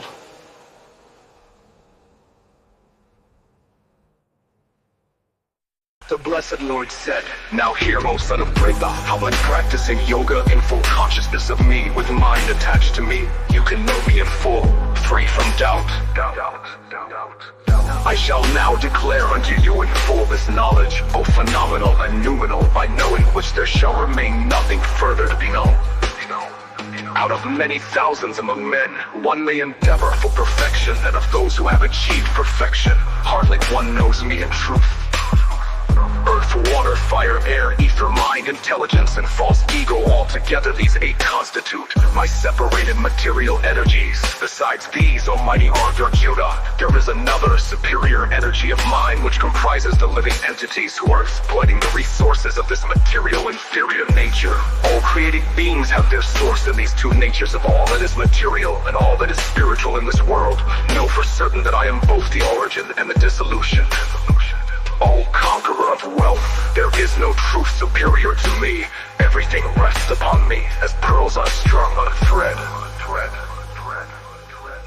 O son of Kunti, I am the taste of water, the light of the sun and the moon, the syllable Om in the Vedic mantras. I am the sound in ether and ability in man.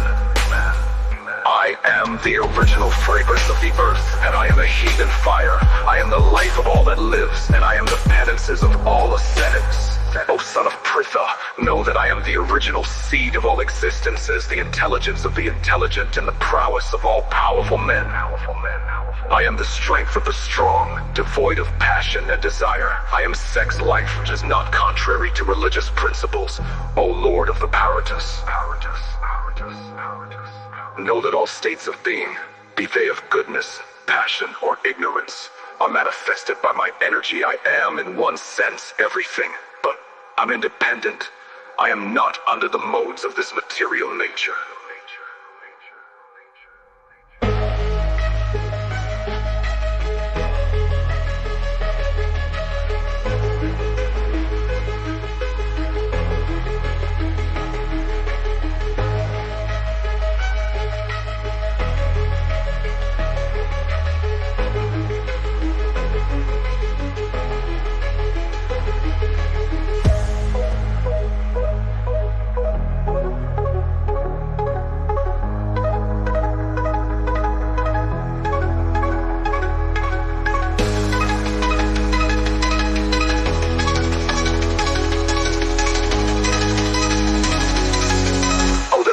Of being, be they of goodness, passion, or ignorance, are manifested by my energy. I am, in one sense, everything, but I am independent.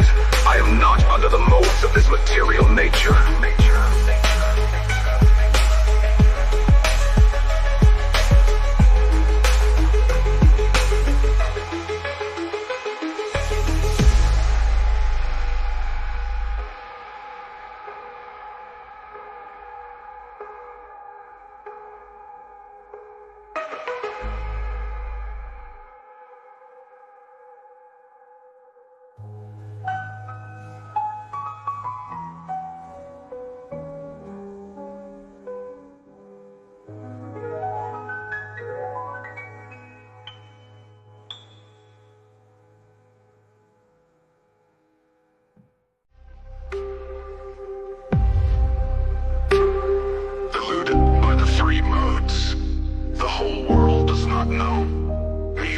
above roads and inexhaustible. This divine energy of mine, consisting of the three modes of material nature, is difficult to overcome, but those who have surrendered unto me can easily cross beyond it. Those miscreants who are grossly foolish, who are lowest among mankind, whose knowledge is stolen by illusion, and who partake of the atheistic nature of demons, do not surrender unto me. While best among the Varieties, the four kinds of pious men begin to render devotional service unto me: the distressed, the desirer of wealth, the inquisitive, and he who is searching for knowledge of the Absolute. Of these, the one who is in full knowledge, and who is always engaged in pure devotional service is the best, for I am very dear to him, and he is dear to me. All these devotees are undoubtedly magnanimous souls, but he who is situated in knowledge of me, I consider to be just like my own self. Being engaged in my transcendental service, he is sure to attain me, the highest and most perfect goal. After many births and deaths, he who is actually in knowledge surrenders unto me, knowing me to be the cause of all causes, and all that is such a great soul is very rare. Those whose intelligence has been stolen by material desires surrender unto demigods and follow the particular rules and regulations of worship according to their own natures. I am in everyone's heart as the super soul. As soon as one desires to worship some demigod, I make his faith steady, so that he can devote himself to that particular deity. Endowed with such a faith, he endeavors to worship a particular demigod and obtains his desires. But in actuality, these benefits are bestowed by me alone. Men of small intelligence worship the demigods, and their fruits are limited and temporary. Those who worship the demigods go to the planets of the demigods, but my devotees ultimately reach my supreme planet. But intelligent men who do not know me perfectly think that I, the Supreme Personality of Godhead, Krishna, was impersonal before and have now assumed this personality. Due to their small knowledge, they do not know my higher nature, which is imperishable and supreme.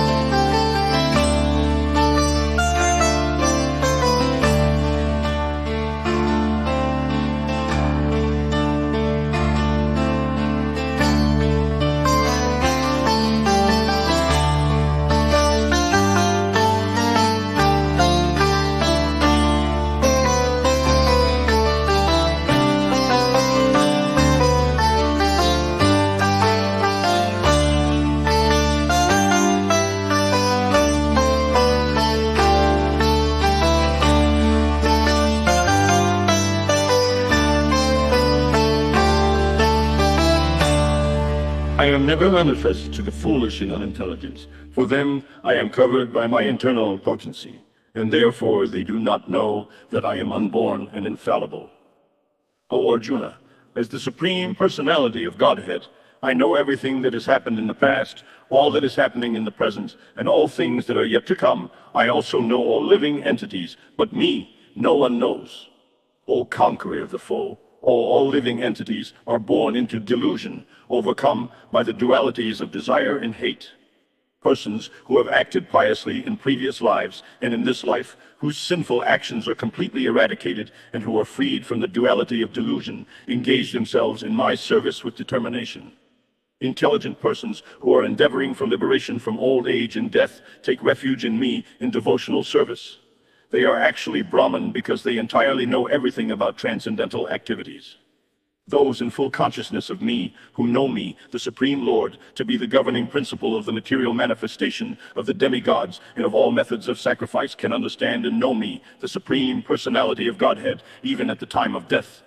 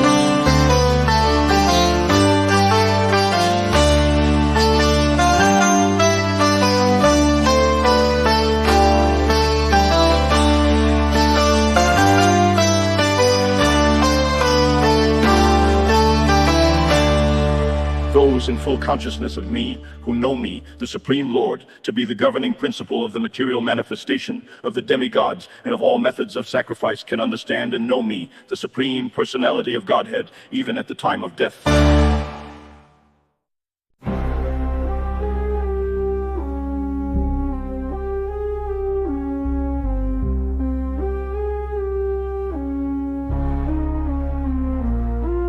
My Lord, O Supreme Person, what is Brahman? What is the Self? What are fruit of activities? What is this material manifestation? And what are the demigods? Please explain this to me.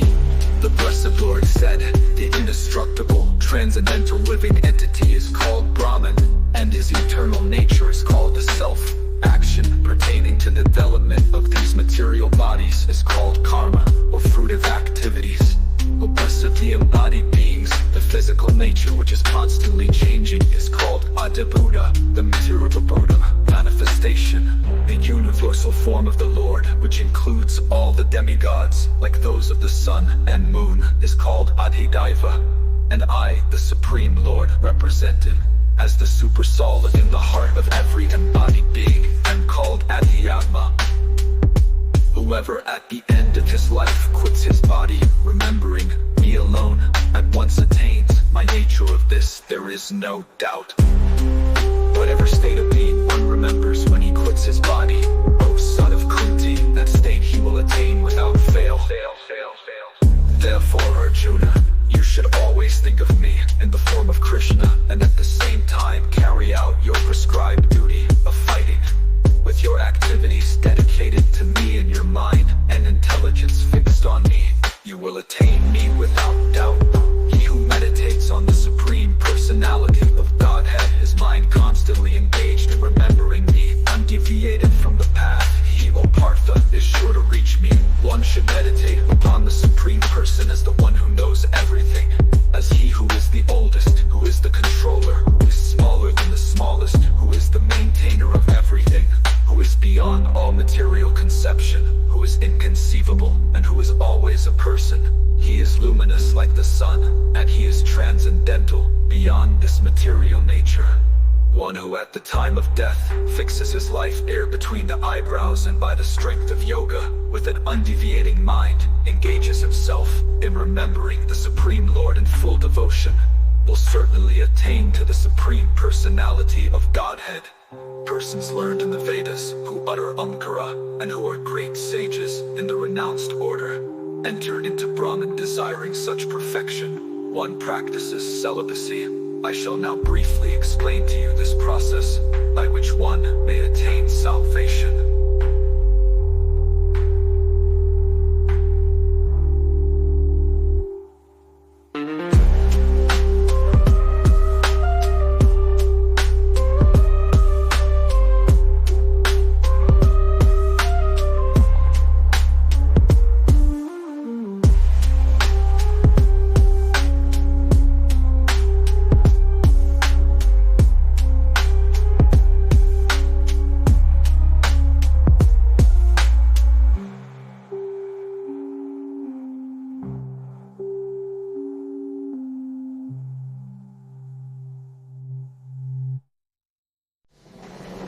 Persons who are learned in the Vedas, who utter Omkara, and who are great sages in the renounced order, enter into Brahman desiring such perfection. One practices celibacy. I shall now briefly explain to you this process by which one may attain salvation. The yogic situation is that of detachment from all sensual engagements, closing all the doors of the senses and fixing your mind on the heart and the life air at the top of the head. One establishes himself in yoga. After being situated in this yoga practice and vibrating the sacred syllable the supreme combination of letters, if one thinks of the Supreme Personality of Godhead and quits his body, he will certainly reach the spiritual planets. For one who always remembers me without deviation, I am easy to obtain, O son of Pritha, because of his constant engagement in devotional service. After attaining me, the great souls who are yogis in devotion never return to this temporary world which is full of miseries, because they have attained the highest perfection. From the highest planet in the material world down to the lowest, all are places of misery wherein repeated birth and death take place. But one who attains to my abode, O son of Kunti, never takes birth again.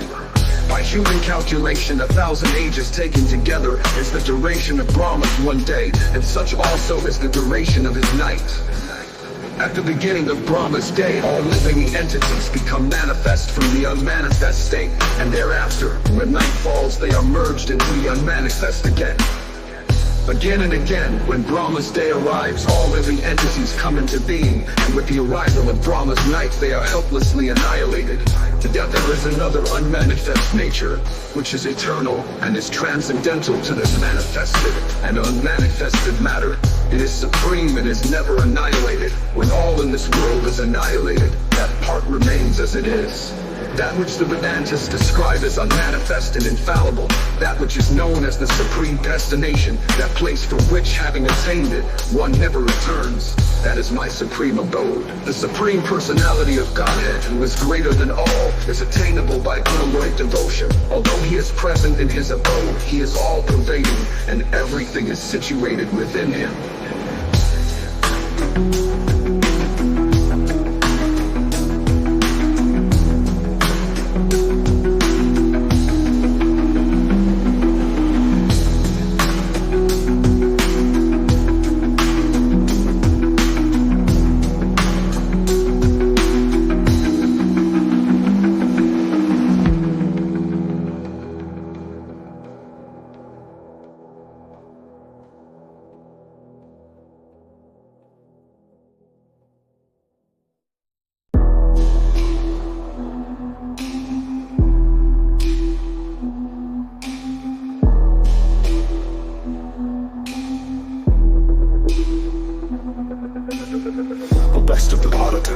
I shall now explain to you the different times in which, passing away from this world, a yogi does or does not come back.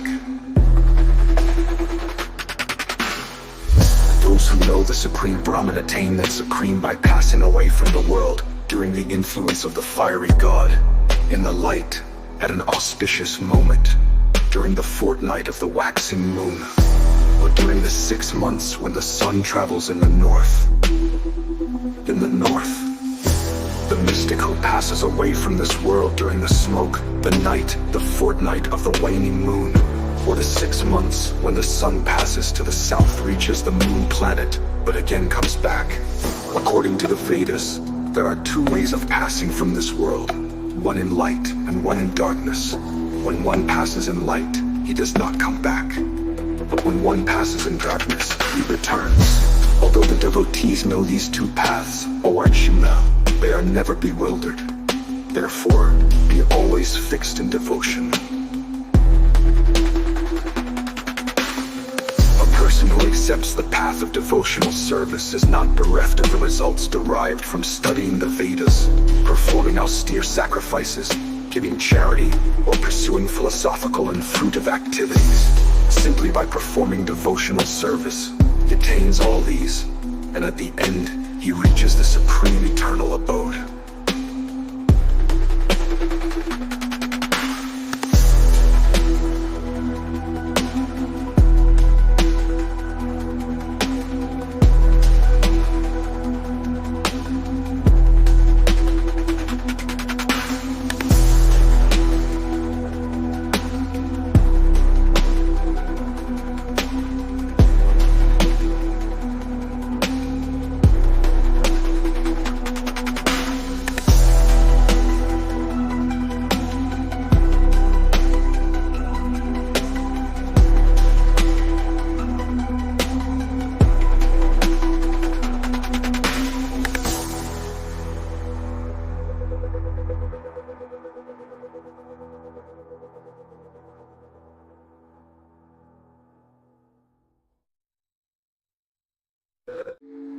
The blessed Lord said, my dear Arjuna, because you are never envious of me, I shall impart to you this most confidential knowledge and realization, knowing which you shall be relieved of the miseries of material existence.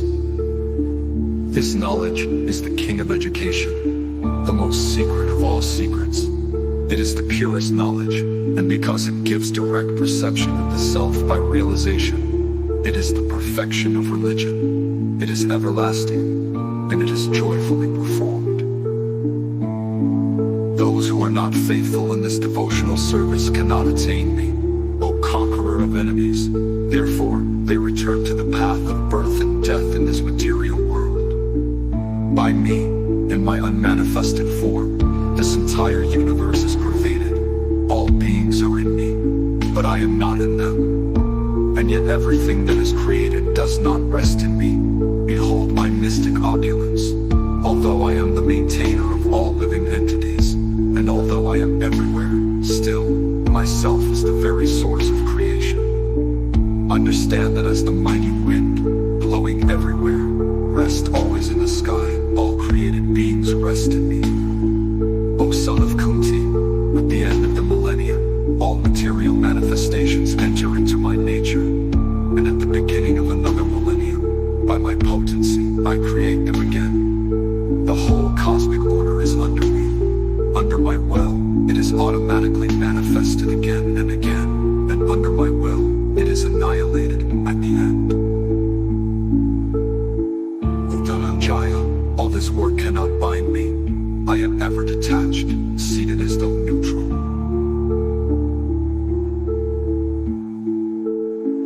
This material nature, which is one of my energies, is working under my direction, O son of Kunti, producing all moving and non-moving beings under its rule. This manifestation is created and annihilated again and again.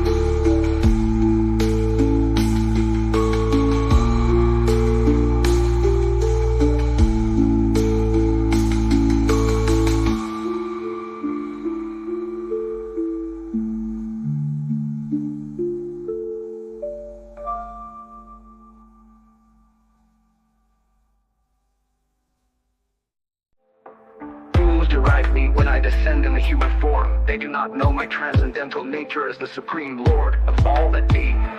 Those who are thus bewildered are attracted by demonic and atheistic views. In that deluded condition, their hopes for liberation, their fruitive activities, and their culture of knowledge are all defeated. O son of Pritha, those who are not deluded, the great souls are under the protection of the divine nature. They are fully engaged in devotional service because they know me as the Supreme Personality of Godhead, original and inexhaustible. Always chanting my glories, endeavoring with great determination, and bowing down before me, these great souls perpetually worship me with devotion. Others who engage in sacrifice by the cultivation of knowledge worship the Supreme Lord as the one without a second, as diverse in many and in the universal form. But it is I who am the ritual, I the sacrifice, the offering to the ancestors, the healing herb, the transcendental chant. I am the butter and the fire and the offering. I am the father of this universe, the mother, the support, and the grandsire. I am the object of knowledge, the purifier, and the syllable Om. I am also the Rig, the Sama, and the Yajurvedas. I am the goal, the sustainer, the master, the witness, the abode, the refuge, and the most dear friend. I am the creation and the annihilation, the basis of everything, the resting place and the eternal seed. O Arjuna, I give heat, and I withhold and send forth the rain. I am immortality, and I am also death personified. Both spirit and matter are in me. Those who study the Vedas and drink the Soma juice, seeking the heavenly planets, worship me indirectly. They take birth on the planet of Indra, where they enjoy godly delights. When they have thus enjoyed heavenly sense pleasure, they return to this mortal planet again. Thus, through the Vedic principles, they achieve only flickering happiness. But those who always worship me with exclusive devotion, meditating on my transcendental form, so to them I carry what they lack, and I preserve what they have.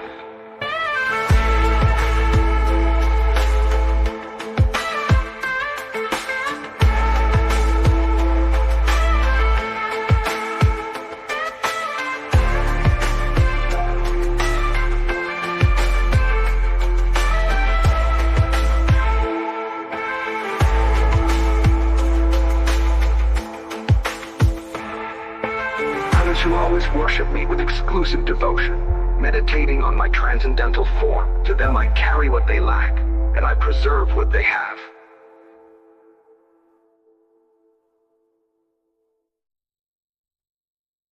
Those who are devotees of the gods who worship in their faith actually worship only me, O son of Kunti, but they do so in a wrong way.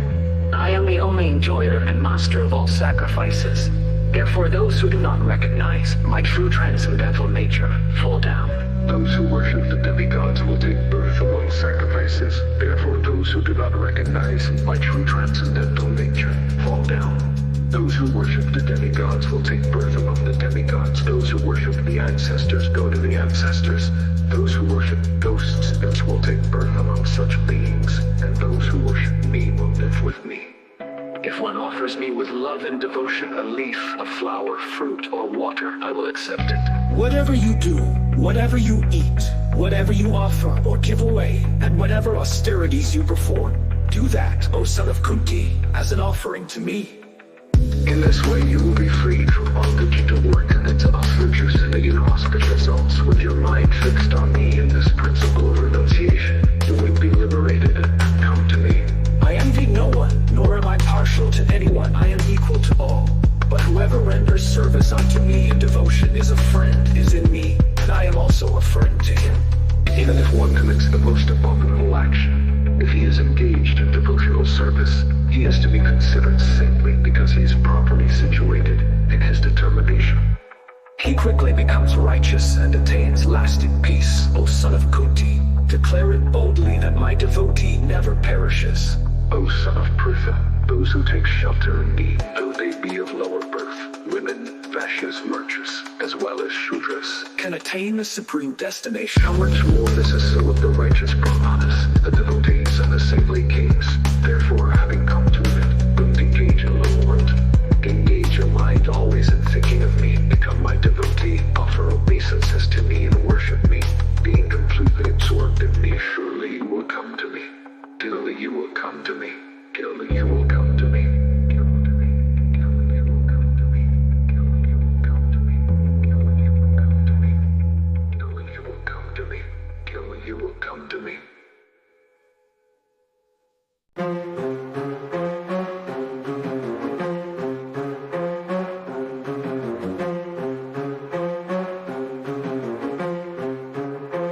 Blessed Lord said, "Listen again, O mighty armed Arjuna, because you are my dear friend. For your benefit I shall speak to you further, giving knowledge that is better than what I have already explained. Neither the host of demigods nor the great sages know my origin or opulences, for in every respect I am the source of the demigods and sages. He who knows me as the unborn, the beginningless, as the supreme lord of all the worlds, the only, undiluted among men, is free from all sins. Intelligence, knowledge, freedom from doubt and delusion, forgiveness, truthfulness, control of the senses, control of the mind, happiness and distress, birth, death, fear, fearlessness, nonviolence, equanimity, satisfaction, austerity, charity, fame, and infamy. All these various qualities of living beings are created by me alone. The 7 great sages and before them the 4 other great sages and the nanas come from me, born from my mind, and all the living beings populating the various planets descend. One who is factually convinced of this opulence and mystic power of mine engages in unalloyed devotional service. Of this, there is no doubt. I am the source of all spiritual and material worlds. Everything emanates from me. The wise who perfectly know this engage in my devotional service and worship me with all their hearts. I am the source of all spiritual and material worlds. Everything emanates from me. The wise who perfectly know this engage in my devotional service and worship me with all their hearts. To thoughts of my pure devotees dwell in me. Their lives are fully devoted to my service, and they derive great satisfaction and bliss from always enlightening one another and conversing about me. To those who are constantly devoted to serving me with love, I give the understanding by which they can come to me. To show them special mercy, I, dwelling in their hearts, destroy with the shining lamp of knowledge the darkness born of ignorance.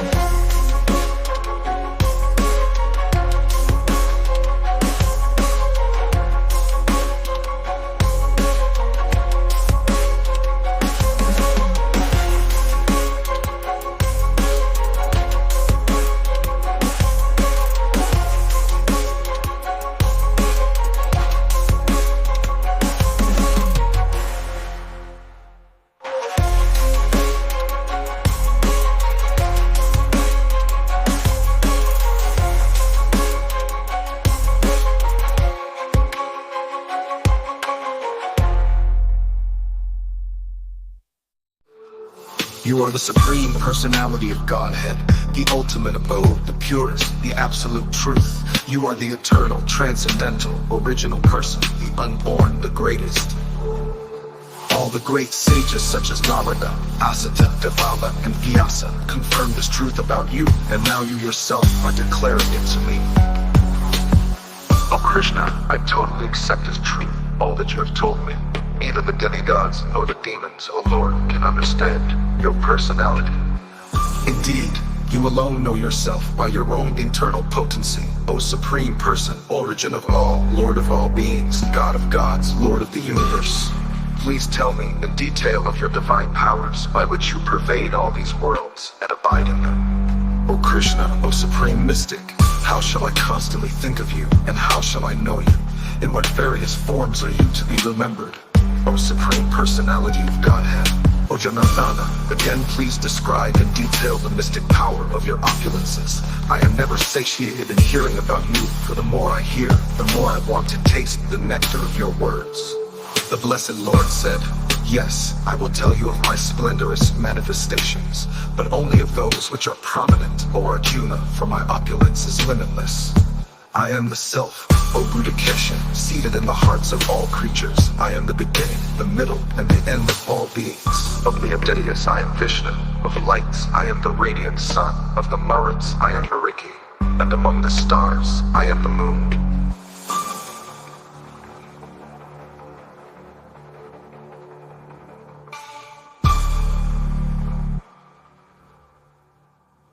O Krishna, I totally accept as truth all that you have told me. Neither the demigods nor the demons, O Lord, can understand your personality. Indeed, you alone know yourself by your own eternal potency, O Supreme Person, origin of all, Lord of all beings, God of gods, Lord of the universe. Please tell me in detail of your divine powers by which you pervade all these worlds and abide in them. O Krishna, O Supreme Mystic, how shall I constantly think of you, and how shall I know you? In what various forms are you to be remembered? O Supreme Personality of Godhead, O Janardana, again please describe in detail the mystic power of your opulences. I am never satiated in hearing about you, for the more I hear, the more I want to taste the nectar of your words. The Blessed Lord said, yes, I will tell you of my splendorous manifestations, but only of those which are prominent, O Arjuna, for my opulence is limitless. But the more I hear, the more I want to taste the nectar of your words. The Blessed Lord said, yes, I will tell you of my splendorous manifestations, but only of those which are prominent, O Arjuna, for my opulence is limitless, is limitless. The Blessed Lord said, yes, I will tell you of my splendorous manifestations, but only of those which are prominent, O Arjuna, for my opulence is limitless. Of the Adityas I am Vishnu, of lights I am the radiant sun, of the Maruts I am Varieties, and among the stars I am the moon.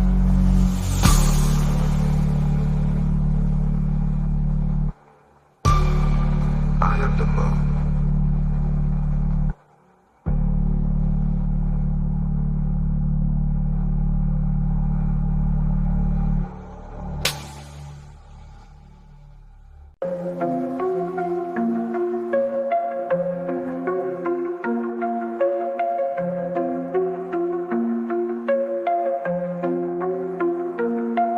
Of the Adityas, I am Vishnu. Of lights, I am the radiant sun. Of the Maruts, I am Merurki. And among the stars, I am the moon. Of the Vedas, I am the Samaveda. Of the demigods, I am Indra, the king of heaven. Of the senses, I am the mind. And in living beings, I'm the living force.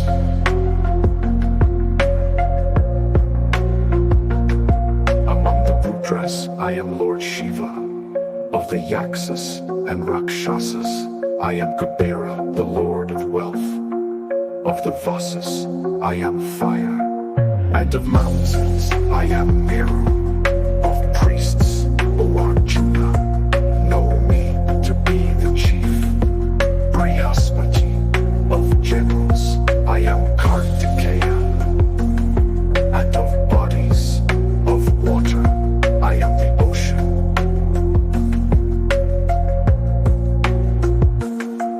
Of the great sages, I am Brigu.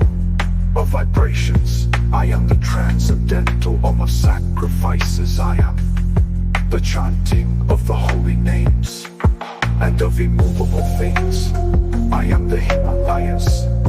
Of all trees, I am the banyan tree. And among the sages, among the demigods, I am Narada, the Gandharvas. I am Chittaratha. And among perfect beings, I am the sage Kapila. Of horses, know me to be Ukaishrava, produced during the churning of the ocean for nectar. Of majestic animals, I am the chief of elephants. And among men, I am the monarch. Of weapons, I am the thunderbolt. Among cows, I am the Surabhi. Of causes, for procreation, I am Kandarpa, the god of love. And of serpents, I am Vasuki. Of the many hooded Nagas, I am Ananta.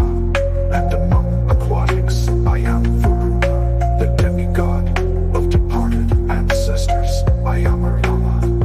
And among the dispensers of law, I am Yama, the lord of death.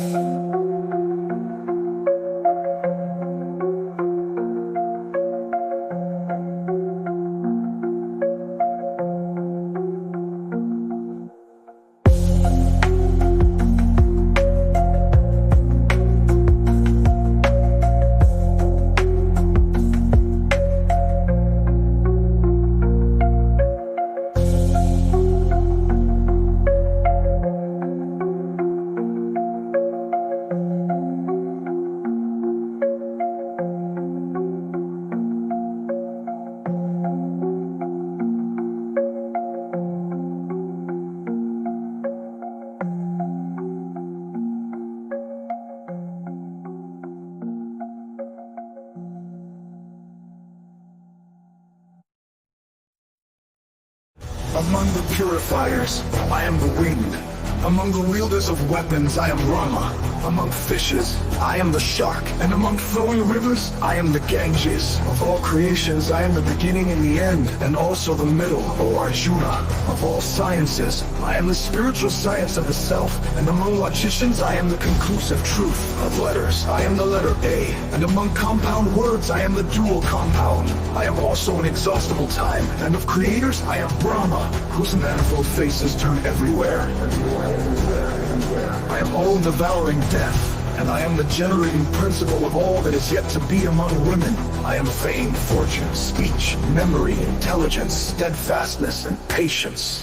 Of the hymns in the Samaveda, I am the Brihad Sama, and of poetry, I am the Gayatri. Of months, I am Margasirsha, and of seasons, I am flower-bearing spring. I am also the gambling of cheats, and of the splendid, I am the splendor. I am victory, I am adventure, and I am the strength of the strong. Of the descendants of Vrishni, I am Vasudeva, and of the Pandavas, I am Arjuna. Of the sages, I am Vyasa, and among great thinkers, I am Rusana. Among all means of suppressing lawlessness, I am punishment, and of those who seek victory, I am morality of secret things. I am silence, and of the wise, I am wisdom. Furthermore, O Arjuna, I am the generating seed of all existences. There is no being, moving or unmoving, that can exist without me. Almighty conqueror of enemies, there is no end to my divine manifestations. What I have spoken to you is but a mere indication of my infinite opulences. Know that all opulent, beautiful, and glorious creations spring from but a spark of my splendor. But what need is there, Arjuna, for all this detailed knowledge? With a single fragment of myself, I pervade and support this entire universe.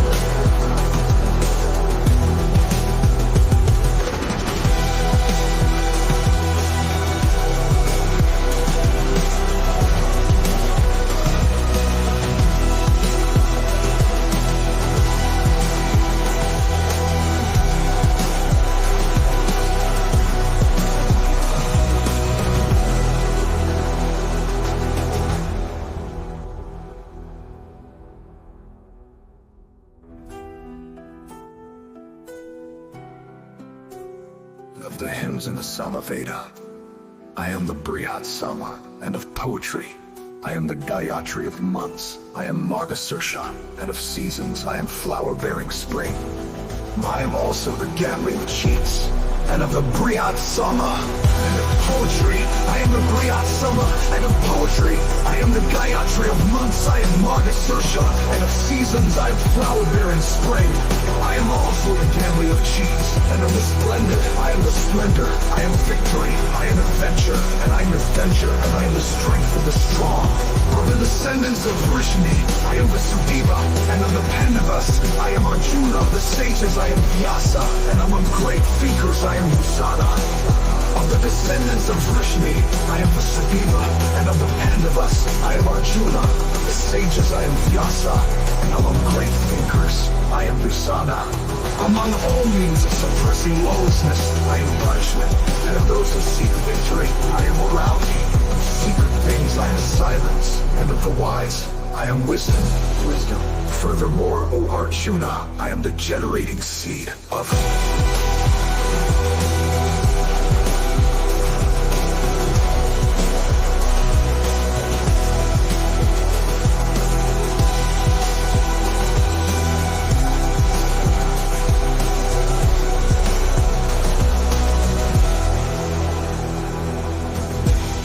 Furthermore, O Arjuna, I am the generating seed of...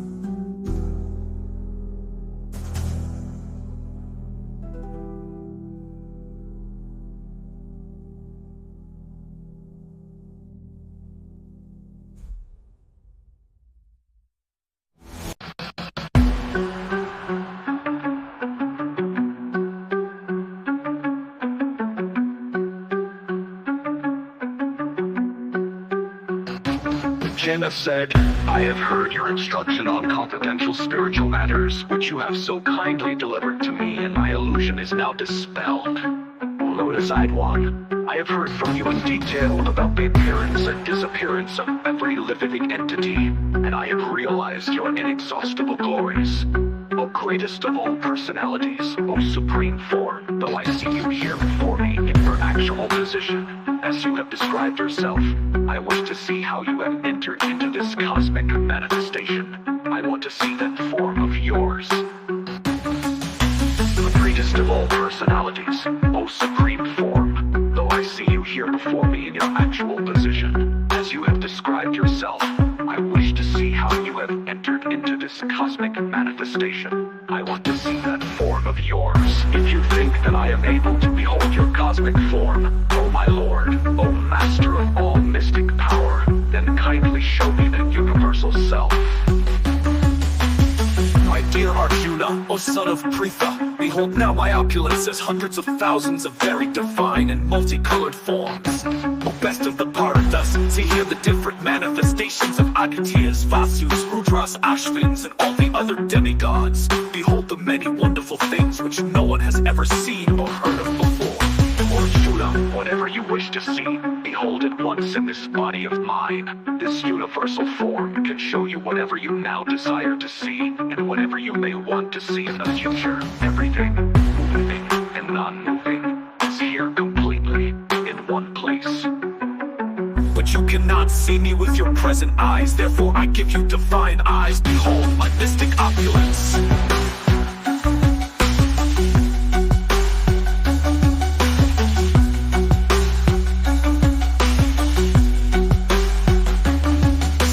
Said, O King, having spoken thus, the Supreme Lord of all mystic power, the personality of Godhead, displayed his universal form to Arjuna.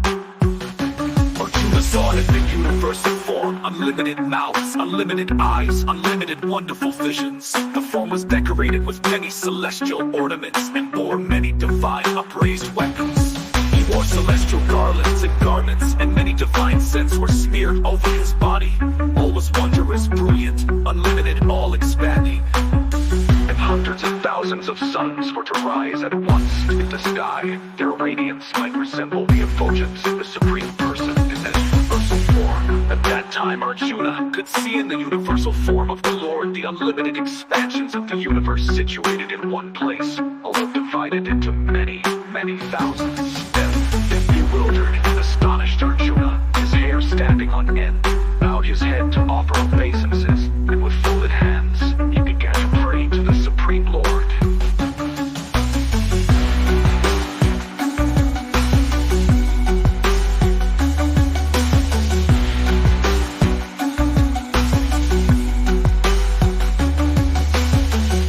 My dear Arjuna, O son of Pritha, behold now my opulence as hundreds of thousands, very divine and multicolored forms.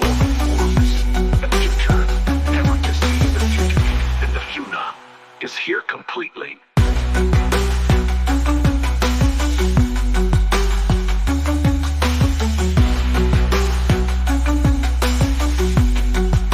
Arjuna said, O King, having spoken thus, the Supreme Lord of all mystic power, the personality of Godhead, displayed his universal form to Arjuna.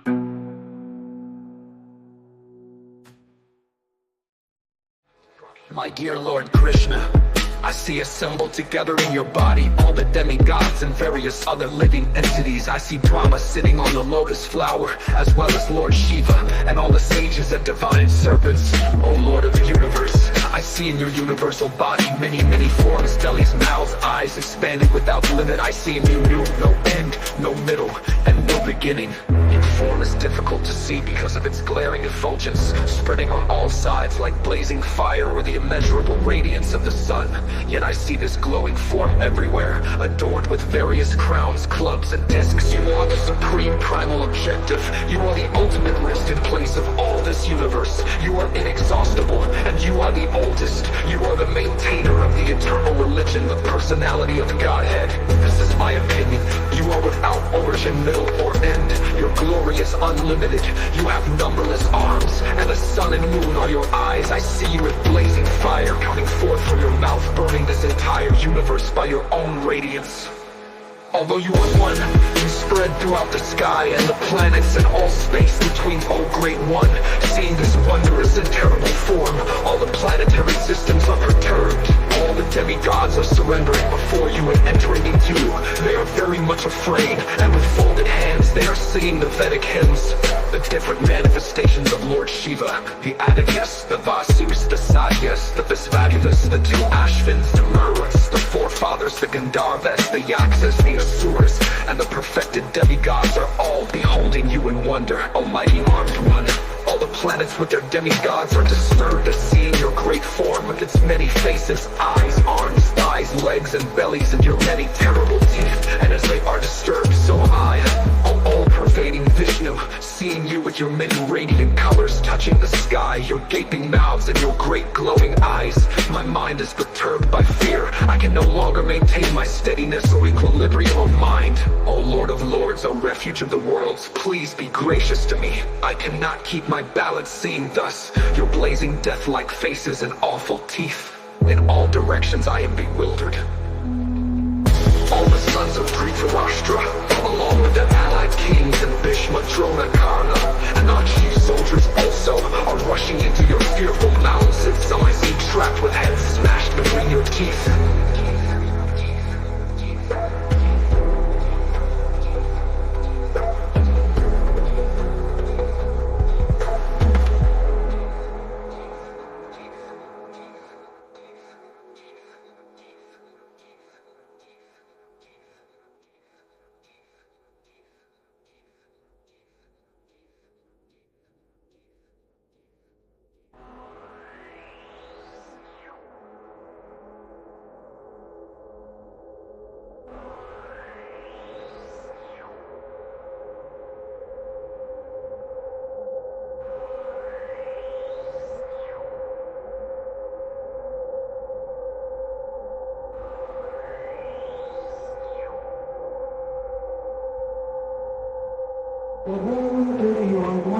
You spread throughout the sky, and the planets and all space between, O great one.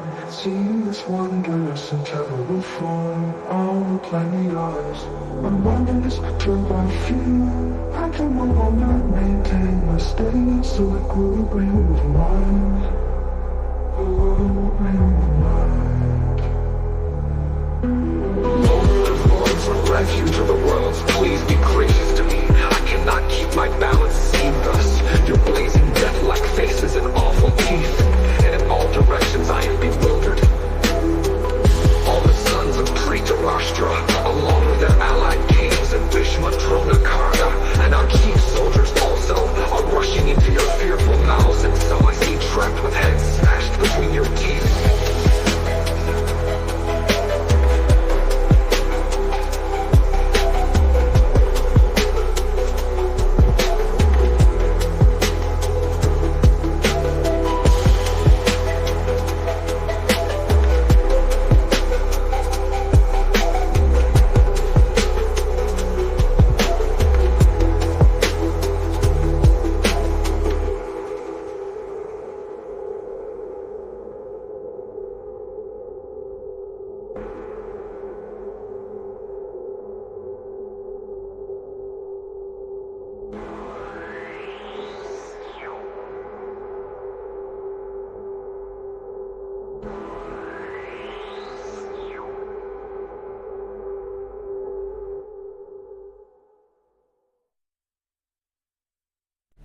The blessed Lord said, "Time I am, the great destroyer of the worlds, and I have come here to engage all people with the exception of you. All the soldiers here on both sides will be slain. Therefore, get up, prepare to fight, win glory, conquer your enemies, and enjoy a flourishing kingdom they are already put to death by my arrangement. And you, O Satya Sachi, can be but an instrument in the fight. Drona, Bhishma, Jayadratha, Karna, and other great warriors have already been destroyed by me. Therefore kill them and do not be disturbed. Simply fight, and you will vanquish your enemies in the battle." Sanjaya said to Dhritarashtra, "King, after hearing these words from the Supreme Personality of Godhead, Arjuna trembled, fearfully offered obeisances with folded hands, and began, falteringly, to speak as follows. Arjuna said, "O Kurukshetra, the world becomes joyful upon hearing your name, and thus everyone becomes attached to you. Although the perfected beings offer you their respectful homage, the demons are afraid, and they flee here and there. All this is rightly done. O Great One, greater even than Brahma, you are the original creator. Why then should they not offer their respectful obeisances to you? O Limitless One, O God of gods, refuge of the universe, you are the invincible source, the cause of all causes, transcendental to this material manifestation.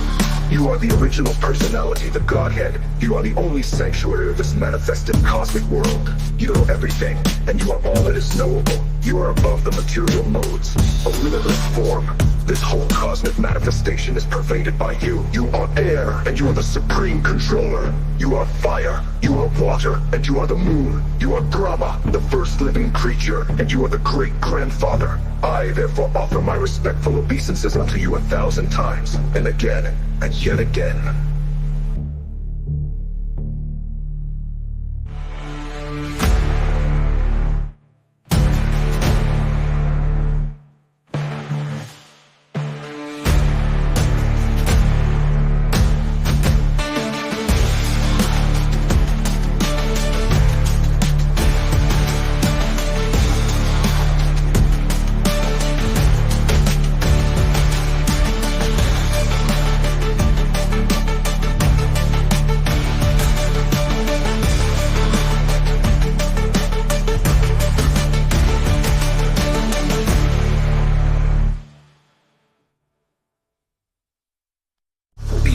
From the front, from behind, from all sides. O unbounded power, you are the master of limitless might. You are all pervading, and thus you are everything. Thinking of you as my friend, I have rashly addressed you, O Krishna, O Yadava, O my friend. Not knowing your glories, please forgive whatever I may have done in madness or in love I have dishonored you. Many times, jesting as we relaxed, lay on the same bed, or sat or ate together, sometimes alone, and sometimes in front of many friends. O infallible one, please excuse me for all those offenses. For the father of this complete cosmic manifestation, the worshipable chief and the spiritual master, no one is equal to you, nor can anyone be one with you. How then could there be anyone greater than you within the three worlds, O Lord, immeasurable power? You are the Supreme Lord, to be worshipped by every living being. Thus, I fall down to offer you my respectful obeisances and ask your mercy. As a father tolerates the impudence of his son, a friend, the impertinence of a friend, or a lover, the familiarity of his beloved, please tolerate the wrongs I may have done to you.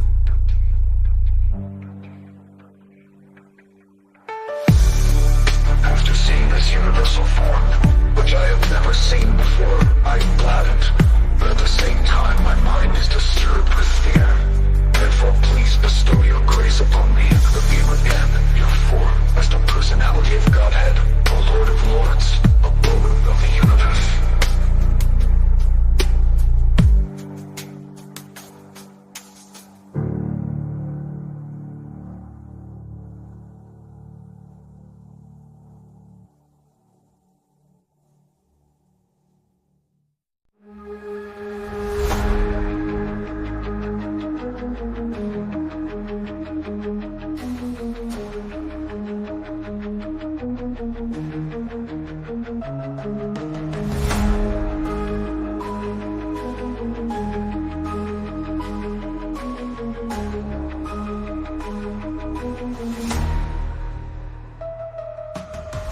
Arjuna said, O universal Lord, I am seeing this universal form of yours, which I have never seen before, and I am gladdened. But at the same time, my mind is disturbed with fear.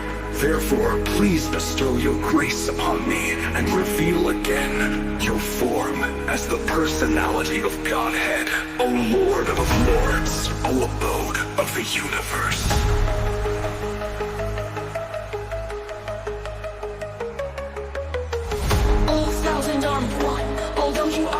Throughout the universe, I wish to see you in your full-on form, with helmeted head and with club, wheel, conch, and rose out in your hands. I long to see you in the hands. I long to see you in that form. The blessed Lord said, My dear Arjuna, happily have I shown you by my internal potency the supreme universal form within the material world. No one before you has ever seen this primal form.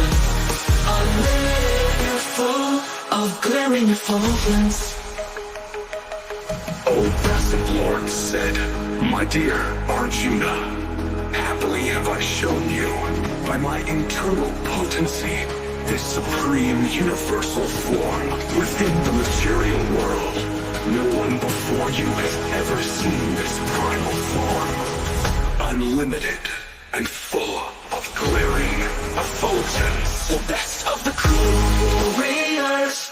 No one before you has ever seen this universal form of mine. Formed neither by studying the Vedas, nor by performing sacrifices, nor by charity, nor by parties, activities, nor by severe penances. Can I be seen in the soul and the material world? You have been perturbed and bewildered by seeing this horrible feature of mine. Now let it be finished with my devotee. Be free again from all disturbances. With a peaceful mind, you can now see the form you designed. Sanjaya said to Dhritarashtra, The Supreme Personality of Godhead, Krishna, having spoken thus to Arjuna, displayed his real four-armed form, and at last showed his two-armed form, thus incredibly fearful Arjuna. When Arjuna thus saw Krishna in his original form, he said, "O Janardana, seeing this human-like form, so very beautiful, I am now composed in mind, and I am restored to my divinity."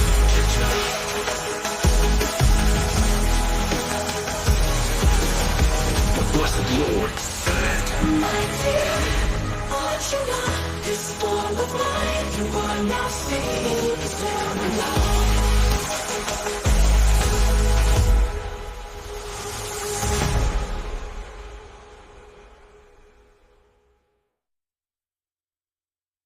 Arjuna 1, which are considered to be more perfect, those who are always properly engaged in your devotional service, or those who worship the impersonal Brahman, the unmanifested.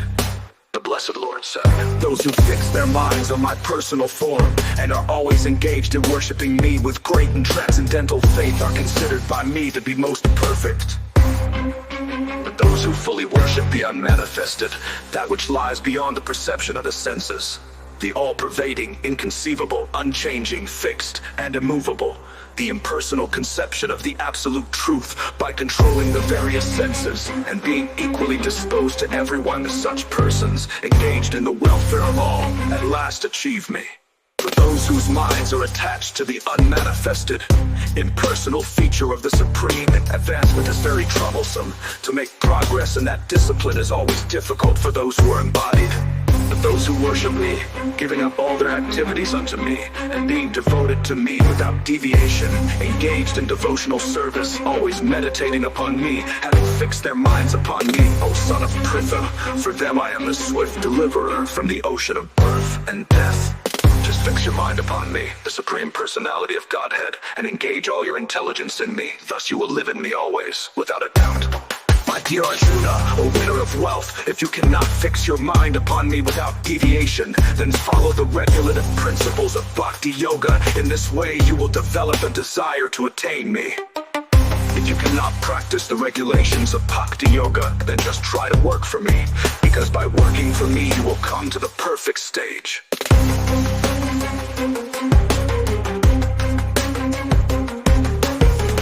However, you are unable to work in this consciousness of me, then try to act giving up all the results of your work and try to be self-situated.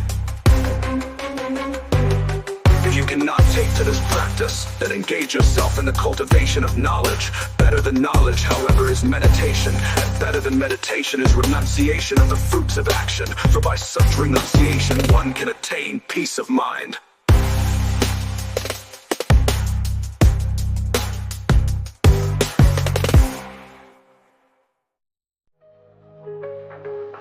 If you cannot take to this practice, then engage yourself in the cultivation of knowledge. Better than knowledge, however, is meditation, and better than meditation is renunciation of the fruits of action. For by such renunciation, one can attain peace of mind. One who is not envious, but who is a kind friend to all living entities, who does not think himself a proprietor and is free from false ego, who is equal in both happiness and distress, who is tolerant, always satisfied, self-controlled, and engaged in devotional service with determination, his mind and intelligence fixed on me. Such a devotee of mine is very dear to me. He for whom no one is put into difficulty, and who is not disturbed by anyone, who is equalized in happiness and distress, fear and anxiety, is very dear to me. My devotee, who is not dependent on the ordinary course of activities, who is pure and expert, without cares, free from all pains, and not striving for some result, is very dear to me. One who neither rejoices nor grieves, who neither laments nor desires, and who renounces both auspicious and inauspicious things, such a devotee is very dear to me.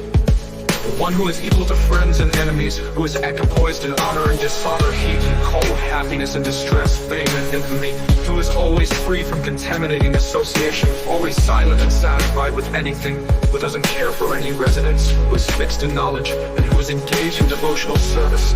Such a person is very dear to me. Those who follow this imperishable path of devotional service, and who completely engage themselves with faith, making me the supreme goal, are very, very dear to me.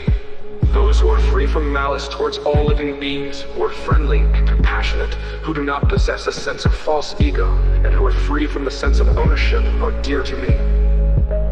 Those who are free from expectations, pure and expert, indifferent to worldly concerns, free from mental distress, and who are not striving for any result, are dear to me. Those who are self-controlled, content, free from material desires, who are detached from the fruits of their work, and who are dedicated to my service with a steady mind, are dear to me.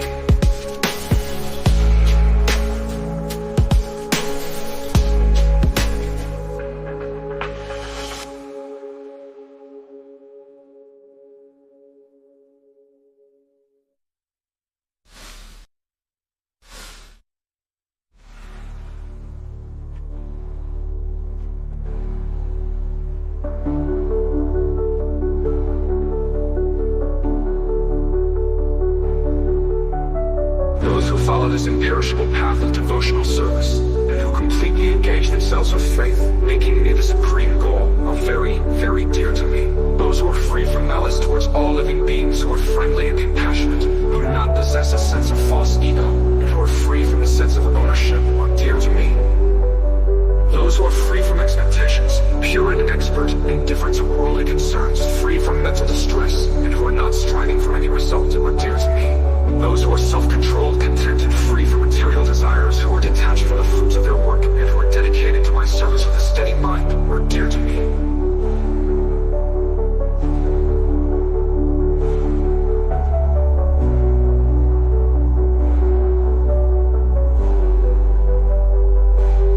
Dear to me.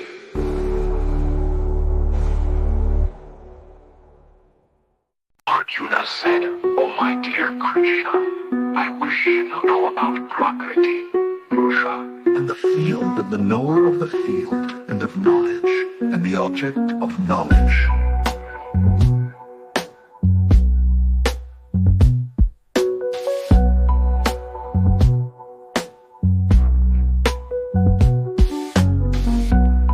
The blessed poet said, "This body, O son of Kunti, is called the field, and one who knows this body is called the knower of the field." O son of Bharata, you should understand that I am also the knower in all bodies, and to understand this body and its knower is called knowledge. That is my opinion.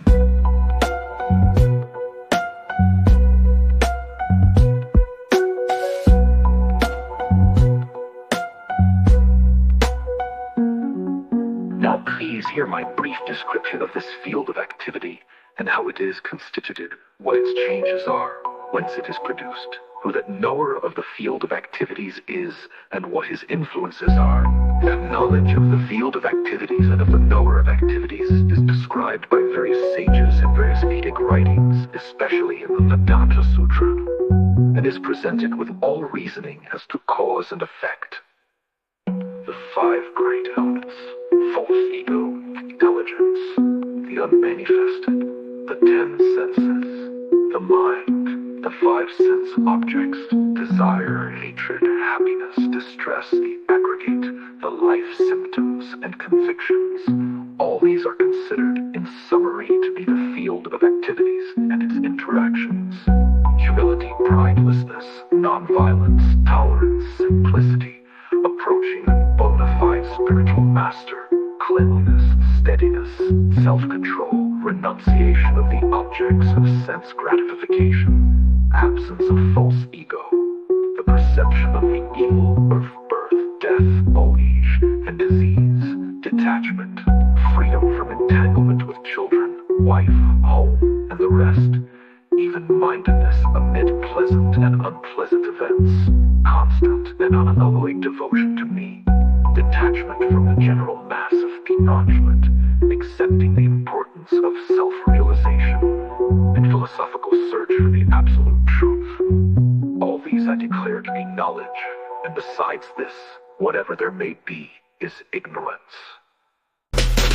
I shall then explain the knowable, knowing which you will taste eternal Brahman, the spirit, meaningless and subordinate to me, lies beyond the cause and effect of this material world. Everywhere are his hands and legs, his eyes, heads and faces, and he has ears everywhere. In this way, the super soul exists, pervading everything.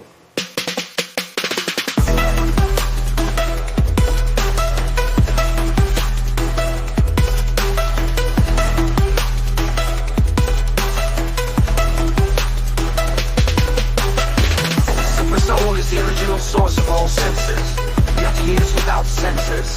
He is unattached, although he is the maintainer of all living beings, transcends the modes of nature. At the same time, he is the master of all modes of material nature.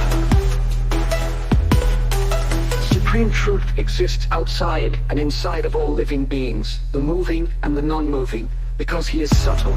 He is beyond the power of material senses to see or to know.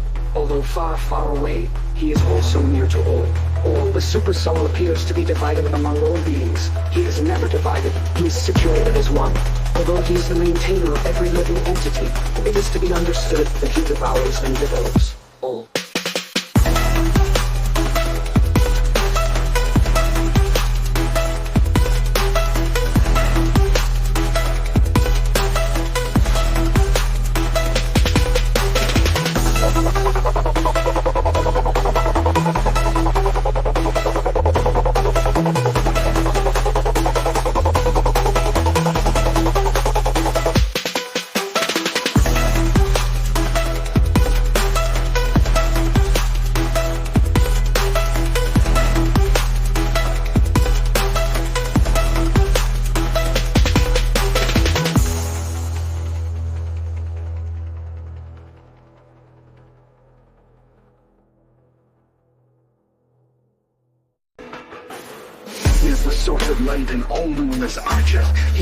The darkness of matter and is unmanifested. He is knowledge. He is the object of knowledge, and he is all of knowledge. He's situated in everyone's heart.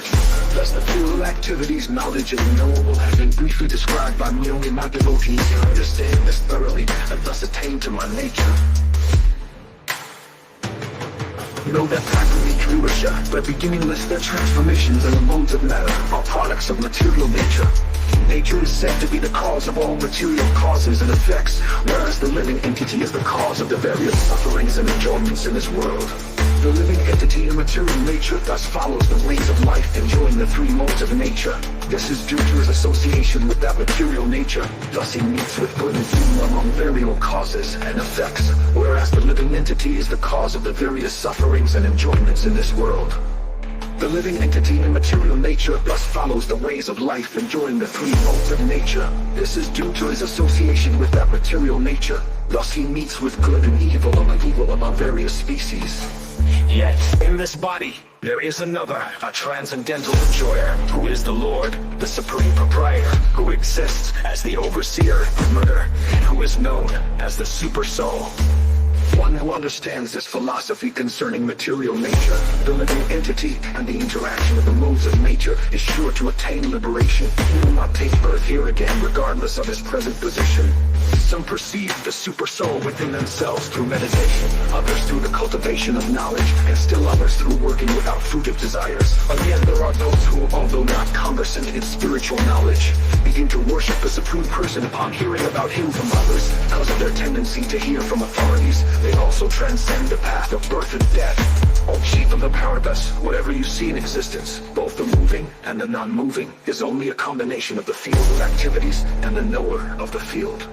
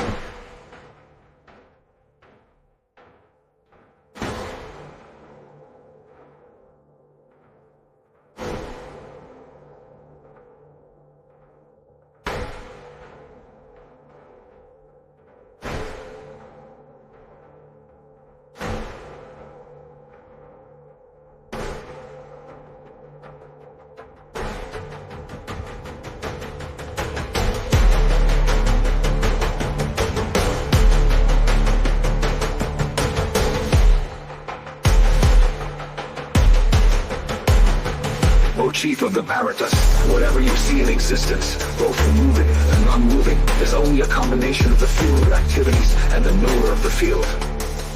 The living entities are beginningless. Their transformations and foods of matter are products of material nature. Nature is said to be the cause of all material causes and effects, whereas the living entity is the cause of the various sufferings and enjoyments in this world. The living entity in material nature thus follows the ways of life, enjoying the three modes of nature. This is due to his association with that material nature. Thus he meets with good and evil among various species. Yet, in his body, there is another, a transcendental enjoyer, who is the Lord, the Supreme Proprietor, who exists as the overseer and permitter, and he without fruit of desires. And then there are those who not. But who?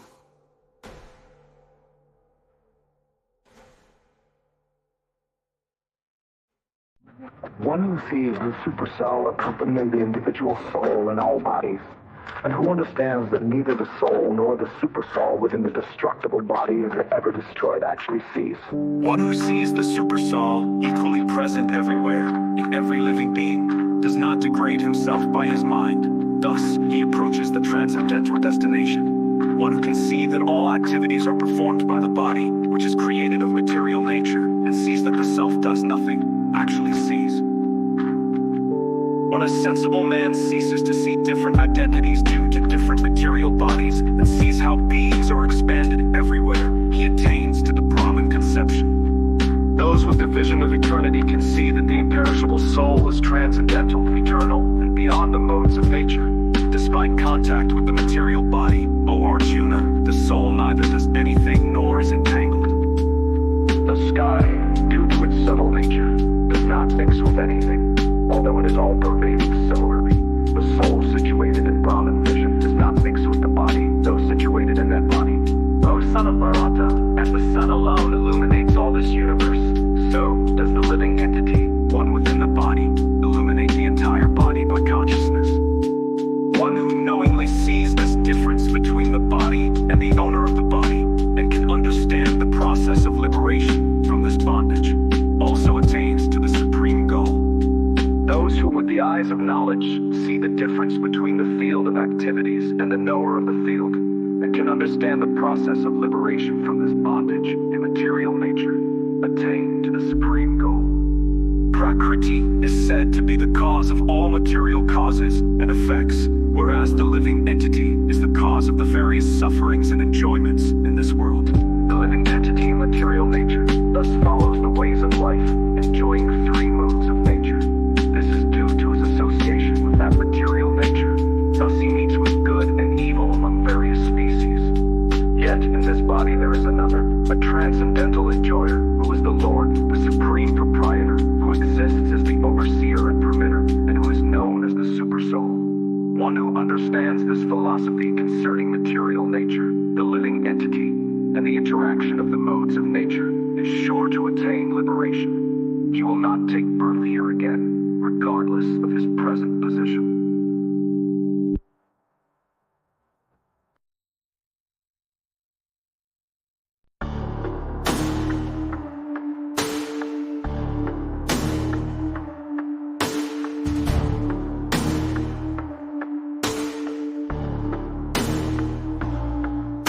The blessed Lord said, "Again I shall declare to you the supreme wisdom, the best of all knowledge, knowing which all the sages have attained the supreme perfection." By becoming fixed in this knowledge, one can attain to the transcendental nature, which is like my own nature, thus established. One is not born at the time of creation, nor is he disturbed at the time of dissolution. The total material substance, called Brahman, is the source of birth, and it is that Brahman that I impregnate, making possible the births of all living beings. O son of Bharata! It should be understood that all species of life, O son of Kunti, are made possible by birth in this material nature, and that I am the seed-giving father. Material nature consists of three modes: goodness, passion, and ignorance. When the eternal living entity comes in contact with nature, Almighty armed Arjuna, he becomes conditioned by these modes. O sinless one, the mode of goodness, being purer than the others, is illuminating, and it frees one from all sinful reactions. Those situated in that mode become conditioned by a sense of happiness and knowledge. The mode of passion is born of unlimited desires and longings, and because of this, the embodied living entity is bound to material fruit of actions. O son of Bharata, know that the mode of darkness, born of ignorance, is the delusion of all embodied living entities. The results of this mode are madness, indolence, and sleep, which bind the conditioned soul. O son of Bharata, the mode of goodness conditions one to happiness, passion conditions one to the fruits of action, and ignorance, covering one's knowledge, binds one to madness.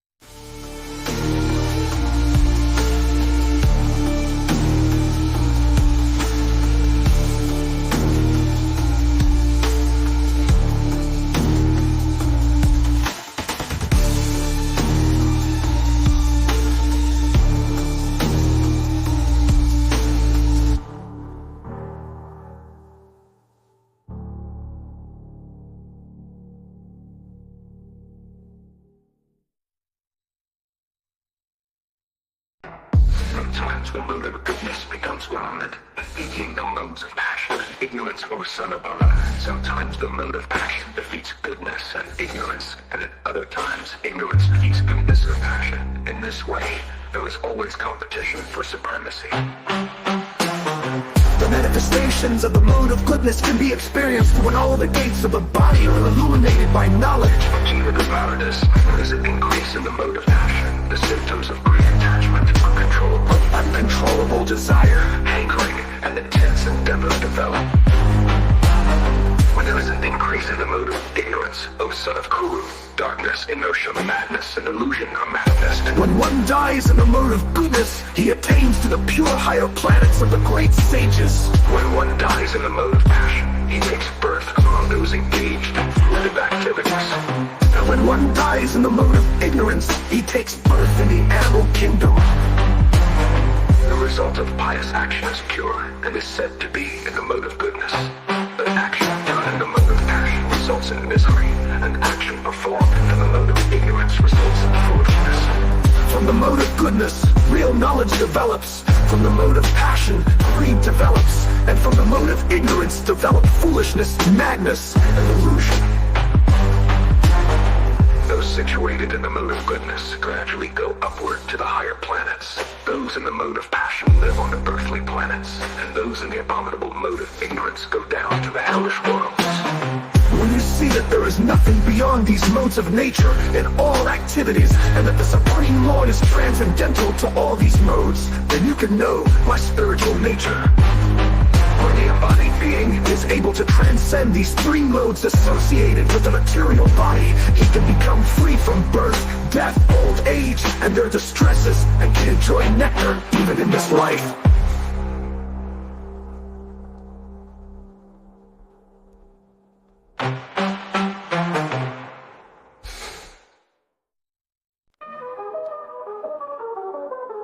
O my Lord, by what symptoms is one known who is transcendental to these three modes? What is his behavior? And how does he transcend the modes of nature?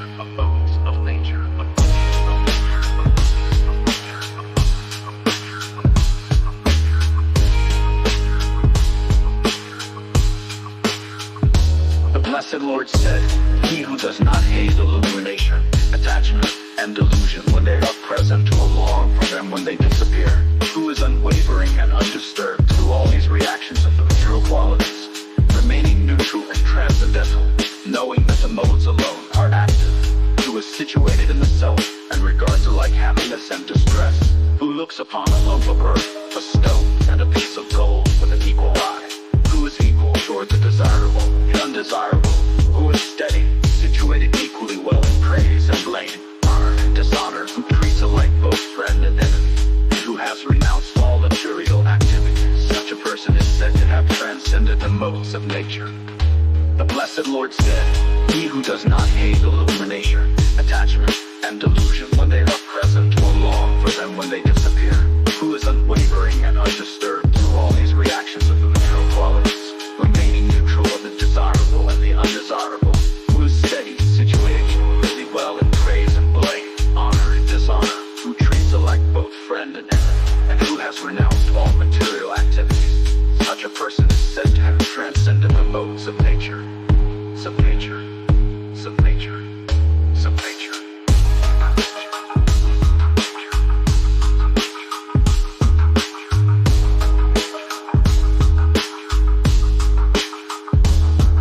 The Supreme Personality of Godhead said, one who engages in full devotional service, unfailing in all circumstances, at once transcends the modes of material nature, and thus comes to the level of Brahma. And I am the basis of the impersonal Brahman, which is immortal, imperishable, eternal, and is the constitutional position of ultimate happiness, of ultimate happiness, of ultimate happiness, of ultimate happiness, of ultimate happiness, of ultimate happiness. When the embodied being is able to transcend these three modes associated with the material body, he can become free from birth, death, old age, and their distresses, and can enjoy nectar even in this life. By being freed from all the dualities arising from the modes of material nature, the living entity becomes pure and rises above all material contamination, eventually reaching the spiritual world. One who worships me with unfaltering faith, always meditating on me, becomes free from all material entanglements and attains the eternal and imperishable nature of the Supreme.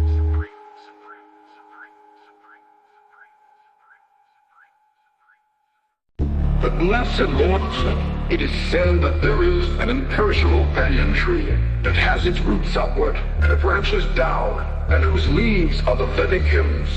One who knows this tree is the knower of the Vedas. The branches of this tree extend downward and upward, nourished by the three modes of material nature. The twigs are the objects of the senses. This tree also has roots going down, and these are bound to the fruitive actions of human society. The real form of this tree cannot be perceived in this world. No one can understand where it ends, where it begins, or where its foundation is.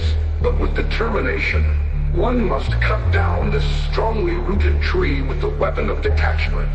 Thereafter, one must seek that place from which, having gone, one never returns, and there surrender to that supreme personality of Godhead from whom everything began, and from whom everything has extended since time immemorial. Those who are free from false prestige, delusion, and false association, who understand the eternal, who are done with material lust, who are free from the dualities of happiness and distress, and who, unbewildered, know how to surrender unto the Supreme Person, attain to that eternal kingdom. That supreme abode of mind is not illumined by the sun or moon, nor by fire or electricity. Those who reach it never return to this material world. The living entities in this conditioned world are my eternal fragmental parts. Due to conditioned life, they are struggling very hard with the six senses, which include the mind. The living entity in the material world carries his different conceptions of life from one body to another, as the air carries aromas. Thus he takes one kind of body and again quits it to take another. The living entity, thus taking another gross body, obtains a particular type of ear, eye, tongue, nose, and sense of touch, which are grouped about the mind. He thus enjoys a particular set of sense objects. The foolish cannot understand how a living entity can quit his body, nor can they understand what sort of body he enjoys under the spell of the modes of nature. But one whose eyes are trained in knowledge can see all this.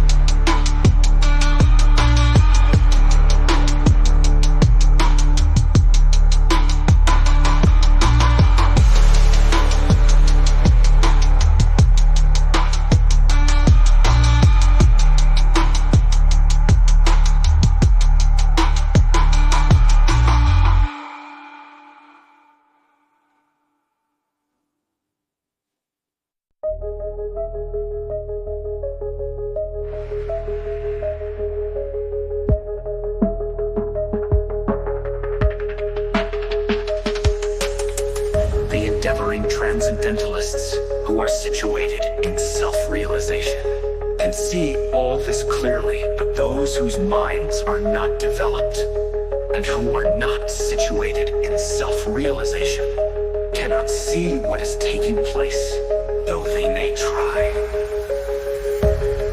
The splendor of the sun, which dissipates the darkness of this whole world, comes from me. And the splendor of the moon and the splendor of fire are also from me. I enter into each planet, and by my energy they stay in orbit.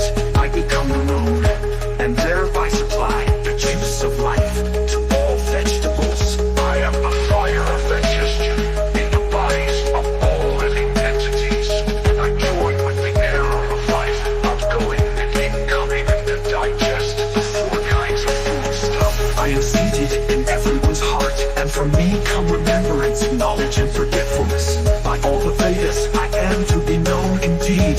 I am the compiler of Vedanta, and I am the knower of Vedas.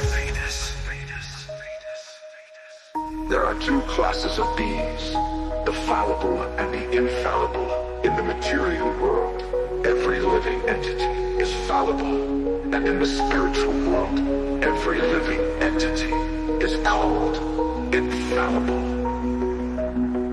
Besides these two, there is the greatest holistic personality, the Lord Himself, who has entered into these worlds and is maintaining them. Because I am transcendental, beyond both the fallible and the infallible, and because I am the greatest, I am celebrated both in the world and in the Vedas as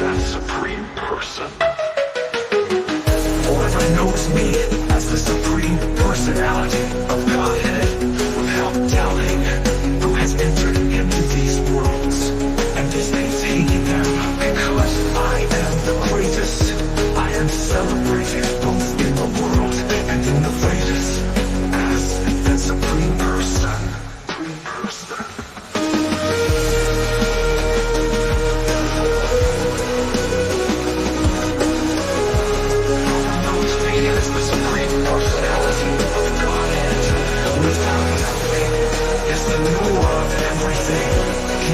Engages himself in full devotional service to me, the son of Bharata. This is the most confidential part of the Vedic scriptures, boasts in this one, and it is disclosed now by me. Whoever understands this will become wise, and his endeavors will know perfection.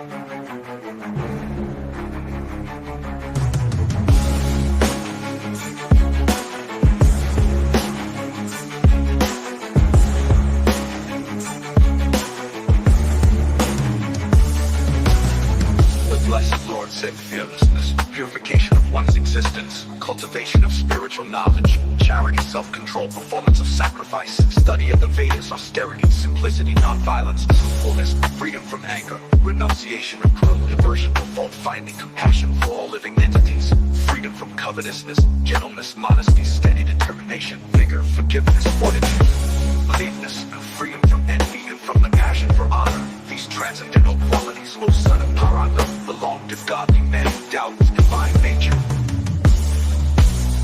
Pride, arrogance, conceit, anger, harshness, and ignorance, these qualities belong to those of demonic nature, O son of Prithvi.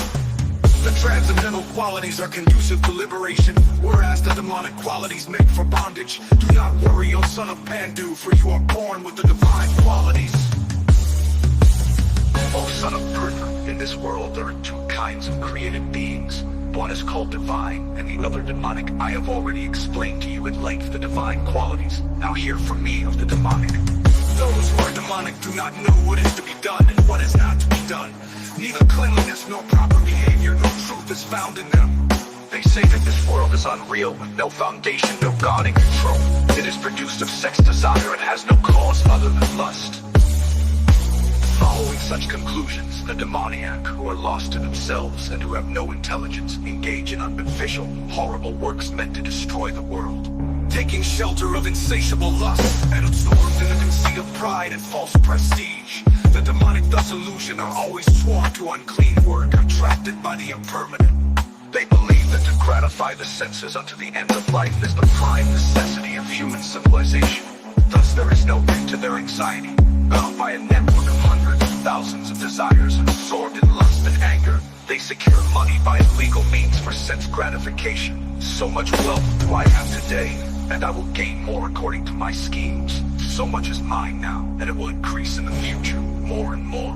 He is my enemy, and I have killed him, and my other enemies will also be killed. I am the Lord of everything I am the enjoyer. I am perfect, powerful, and happy. I am the richest man, surrounded by aristocratic relatives. There is none so powerful and happy as I am. I shall perform sacrifices. I shall give some charity, and thus I shall rejoice. In this way, such persons are deluded by ignorance.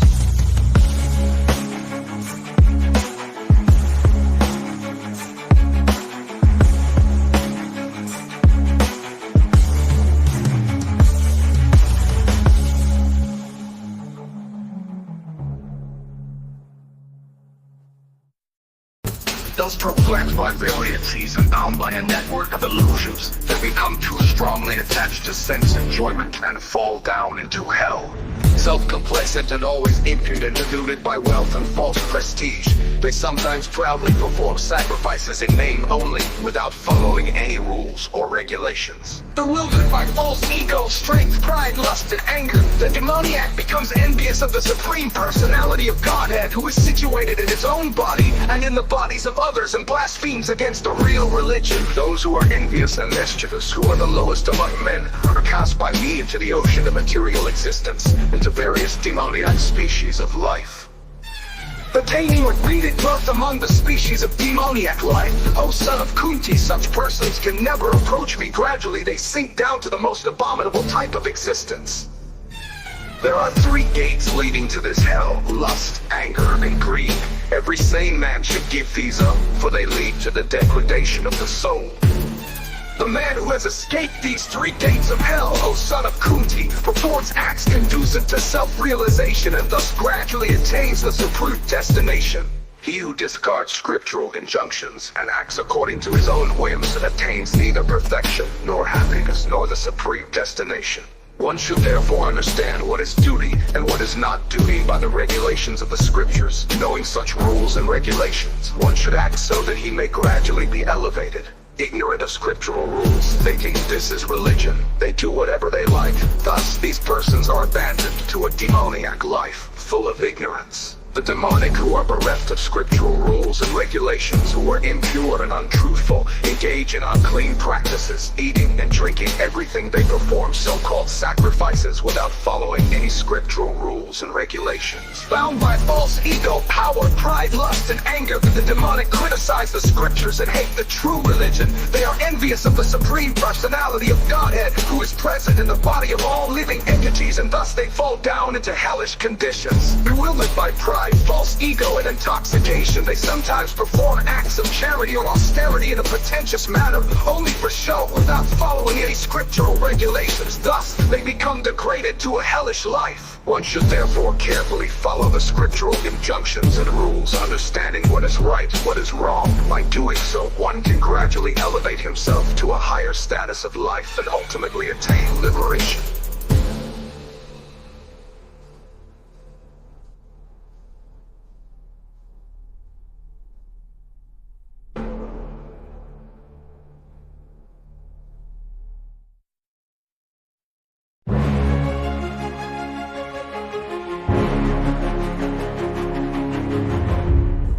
Arjuna said, "O Krishna, what is the situation of those who do not follow the principles of scripture, but worship according to their own imagination? Are they in goodness, in passion, or in ignorance?" The Blessed Lord said, according to the modes of nature acquired by the embodied soul, one's faith can be of 3 kinds: in goodness, in passion, or in ignorance. Now hear about this. According to one's existence under the various modes of nature, one evolves a particular kind of faith. The living being is said to be of a particular faith according to the modes he has acquired. Men in the mode of goodness worship the demigods. Those in the mode of passion worship the demons, and those in the mode of ignorance worship ghosts and spirits. Those who undergo severe austerities and penances not recommended in the scriptures, performing them out of pride and egoism, who are impelled by lust and attachment, who are foolish, and who torture the material elements of the body, as well as the supersoul dwelling within, are to be known as demons. Even the food each person prefers is of 3 kinds, according to the 3 modes of material nature. The same is true of sacrifices, austerities, and charity. Now hear of the distinctions between them. Foods dear to those in the mode of goodness increase the duration of life, purify one's existence, give strength, health, happiness, and satisfaction. Such foods are juicy, fatty, wholesome, and pleasing to the heart. Foods that are too bitter, too sour, salty, hot, pungent, life, purify one's existence, give strength, health, happiness, and satisfaction. Such foods are juicy, fatty, wholesome, and pleasing to the heart. Foods that are too bitter, too sour, salty, hot, pungent, dry, and burning are dear to those in the mode of passion. Such foods cause distress, misery, and disease. Food prepared more than 3 hours before eaten. Food that is tasteless, decomposed, and putrid, and food consisting of remnants and untouchable things is dear to those in the mode of darkness. Sacrifice performed according to duty and to scriptural rules, and with no expectation of reward, is of the nature of goodness. But sacrifice performed according to duty and to scriptural rules, and with no expectation of reward, is of the nature of goodness.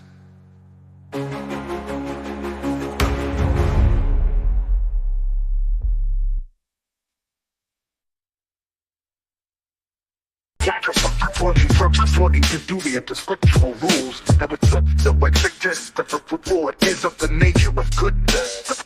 Good enough.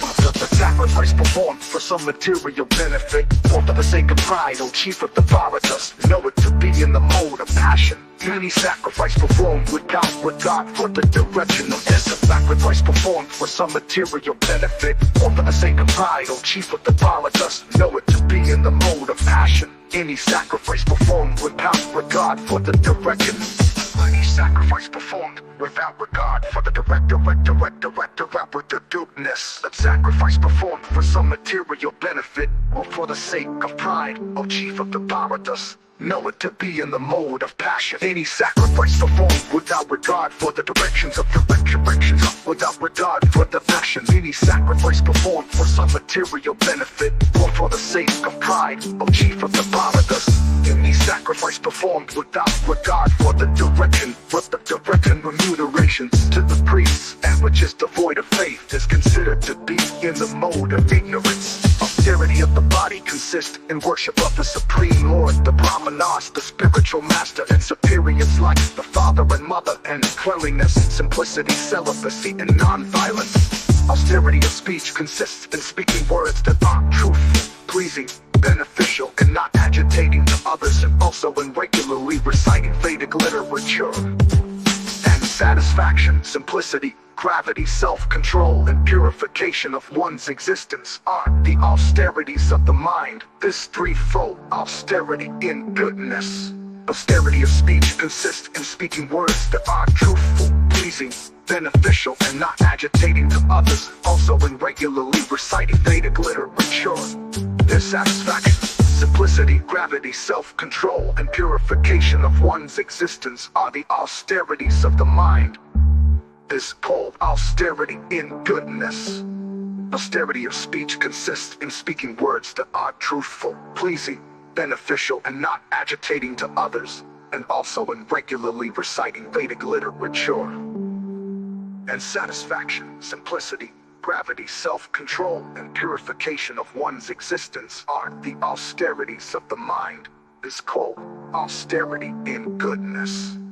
Austerity of speech consists in speaking words that are truthful, pleasing, beneficial, and not agitating to others, and also in regularly reciting Vedic literature.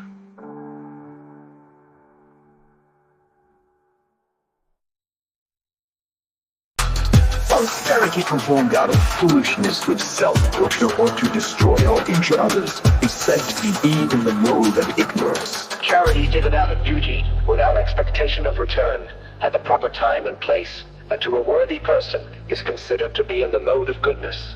But charity performed with the expectation of some return, or with a desire for fruitive results, or in a grudging mood, is said to be charity in the mode of passion. And charity given out of duty, without expectation of return, at the proper time and place, and to a worthy person, is considered to be in the mode of goodness.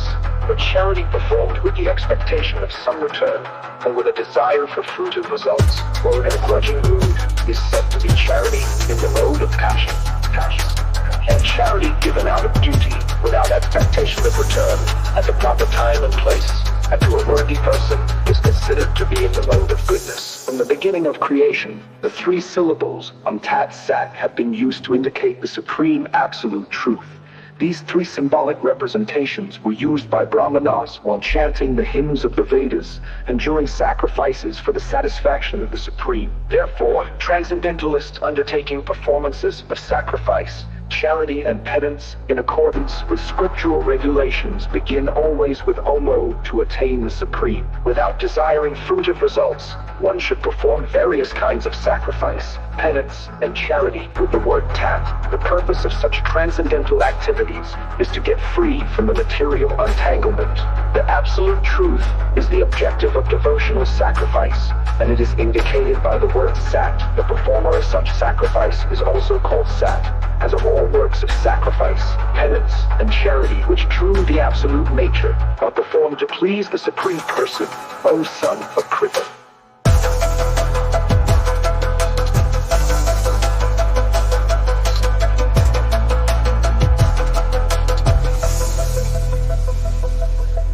O son of Pritha. Arjuna said, O Krishna, I wish to understand the purpose of renunciation and of the renounced order of life, O killer of the kishes.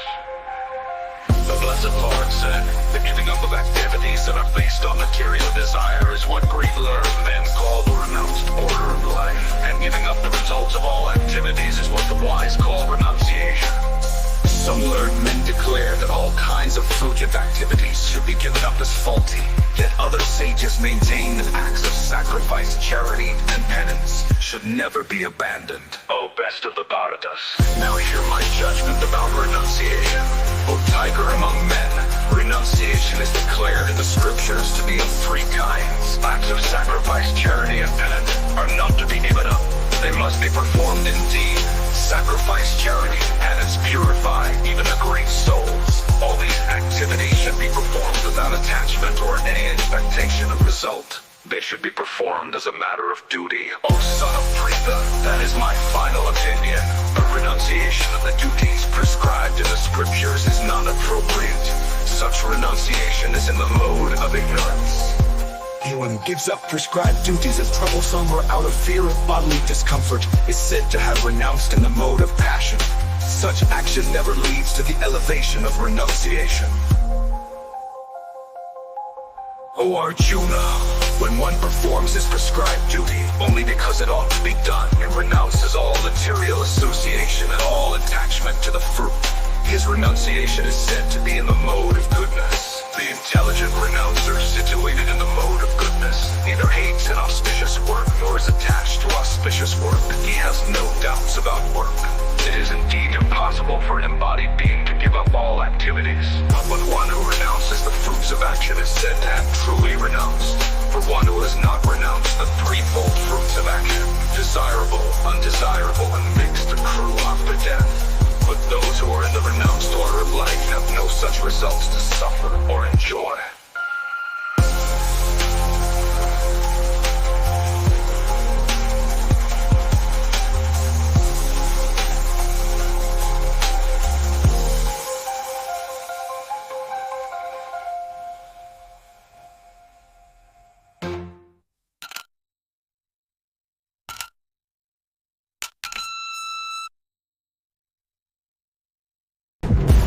O mighty armed Arjuna, according to the Vedanta, there are 5 causes for the accomplishment of all actions.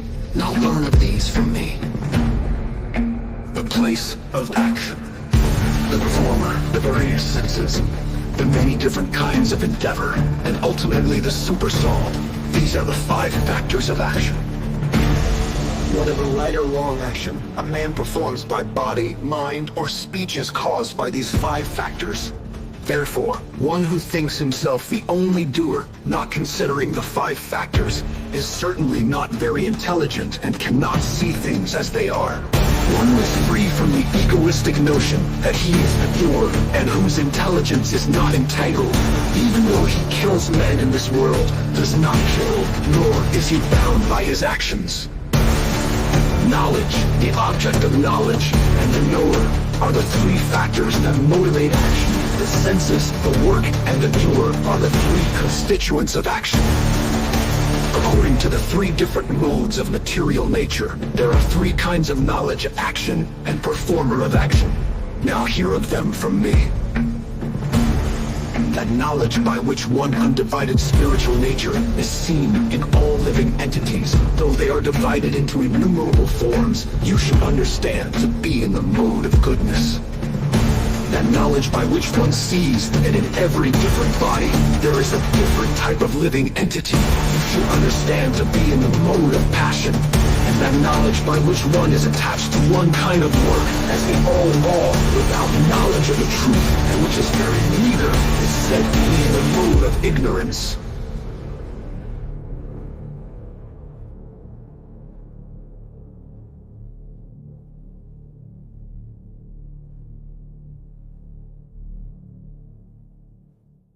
The knowledge by which one sees that in every different body there is a different type of living entity you should understand to be in the mode of passion, and that knowledge by which one is attached to one kind of work as the all in all without knowledge of the truth, and which is very meager, is said to be in the mode of ignorance.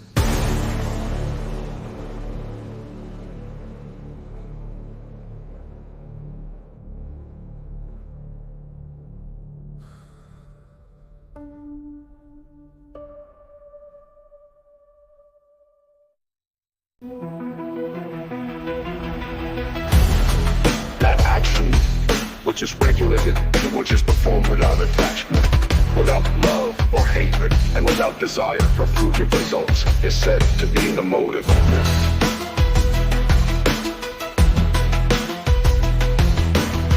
But action performed with great effort by one seeking to gratify his desires and enacted from a sense of false ego is called action in the mode of passion. That action performed in illusion, in disregard of scriptural injunctions, and without concern for future bondage or for violence or distress caused to others is said to be in the mode of ignorance. The worker who is free from all material attachments and false ego, who is enthusiastic and resolute, and who is indifferent to success and failure, is a worker in the mode of goodness.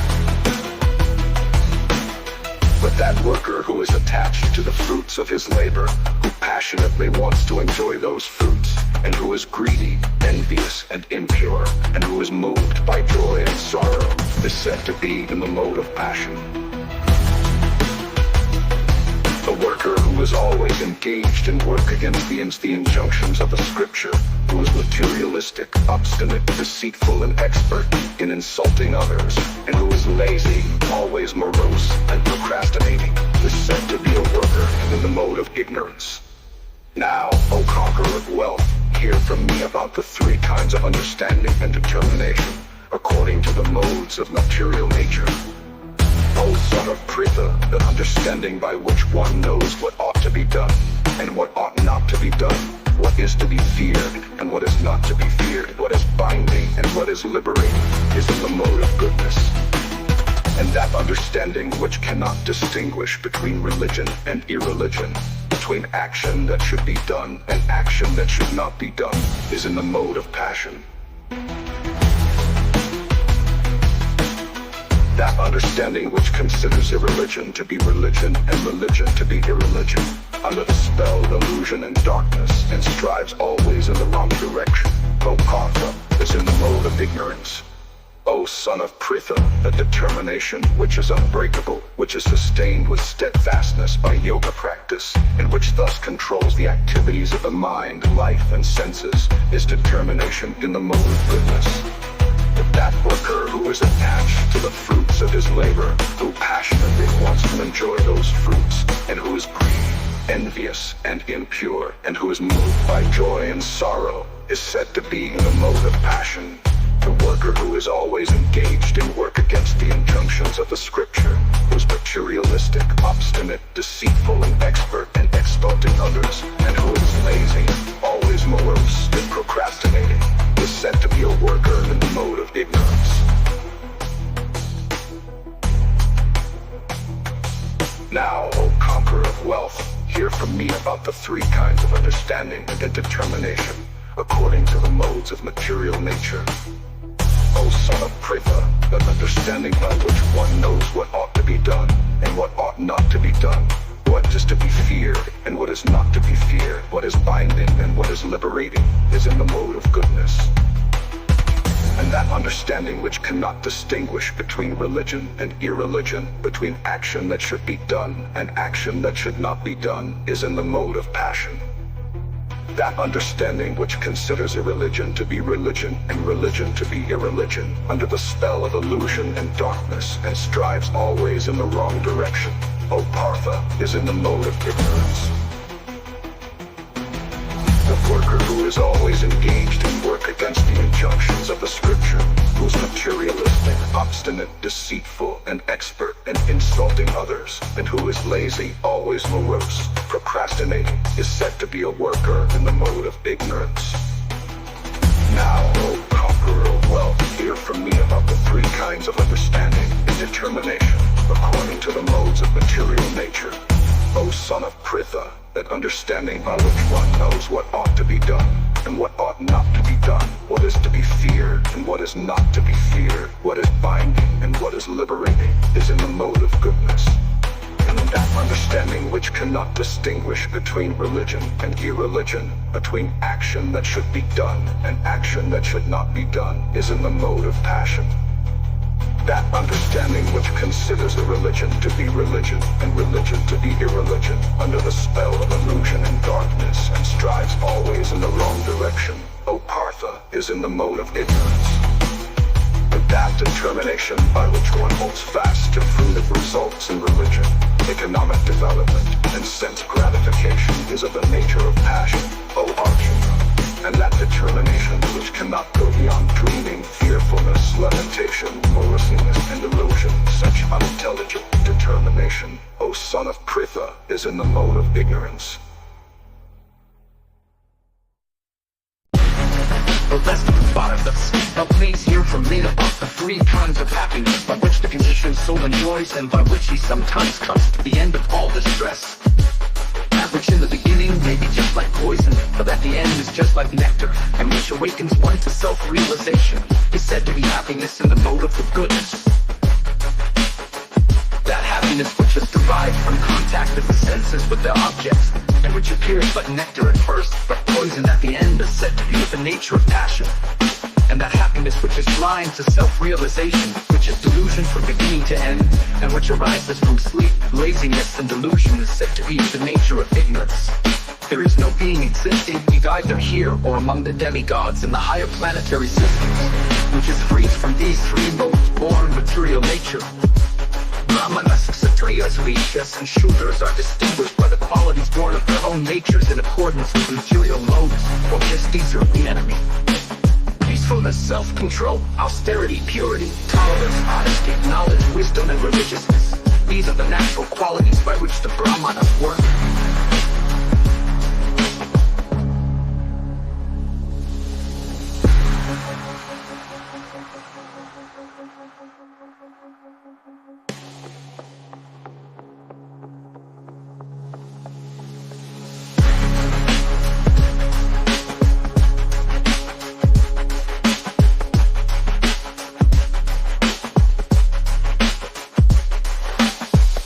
Self-control, austerity, purity, tolerance, honesty, knowledge, wisdom, and religiousness.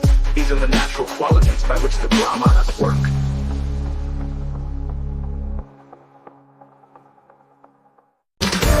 Power, determination, resourcefulness, courage, battle, generosity, leadership are the natural qualities of work for the Kshatriyas. Farming, cow protection, and business are the natural work for the Vaishyas, and for the Shudras there is labor and service to others. Now please hear from me how this can be done. By worship of the Lord, who is the source of all beings and who is all-pervading, a man can attain perfection to performing his own work. It is better to engage in one's own work, even if imperfect, than to accept another's work and perform it perfectly. Destruction in the course of one's own duty is better than engaging in another's duties, for to follow another's path is dangerous. After the endeavor is covered by some fault, just as fire is covered by smoke. Therefore one should not give up the work born of his nature, even if such work is full of fault, O son of Kunti.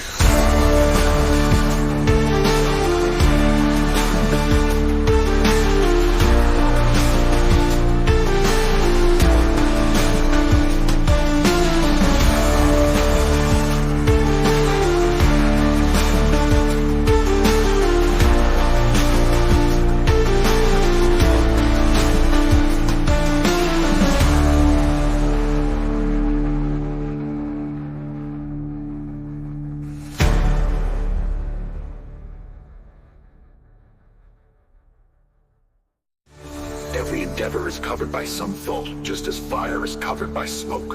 Therefore one should not give up the work born of his nature, even if such work is full of fault, O son of Kunti.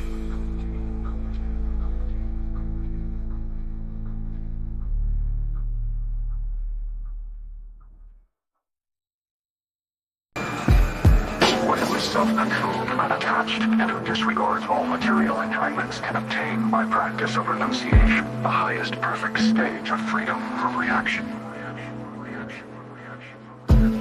O son of Kunti, learn from me how one who has attained this perfection can also attain the supreme perfectional stage, Brahman, the stage of highest knowledge, by acting in the way I shall now summarize, being purified by his intelligence and controlling the mind with determination, giving up the objects of sense gratification, being free from attachment and hatred, one who lives in a secluded place, who eats little, who controls his body, mind, and power of speech, who is always in trance and who is detached, free from false ego, false strength, false pride, lust, anger, and acceptance of material things, free from false proprietorship, and peaceful. Such a person is certainly elevated to the position of self-realization. One who is thus transcendentally situated at once realizes the Supreme Brahman and becomes fully joyful. He never laments or desires to have anything. He is equally disposed toward every living entity. In that state, he attains pure devotional service unto me. One can understand me as I am, the Supreme Personality of Godhead, only by devotional service. And when by such devotion, one is fully conscious of me, one can enter into the kingdom of God. Though engaged in all kinds of activities, my pure devotee, under my protection, reaches the eternal and imperishable abode by my grace.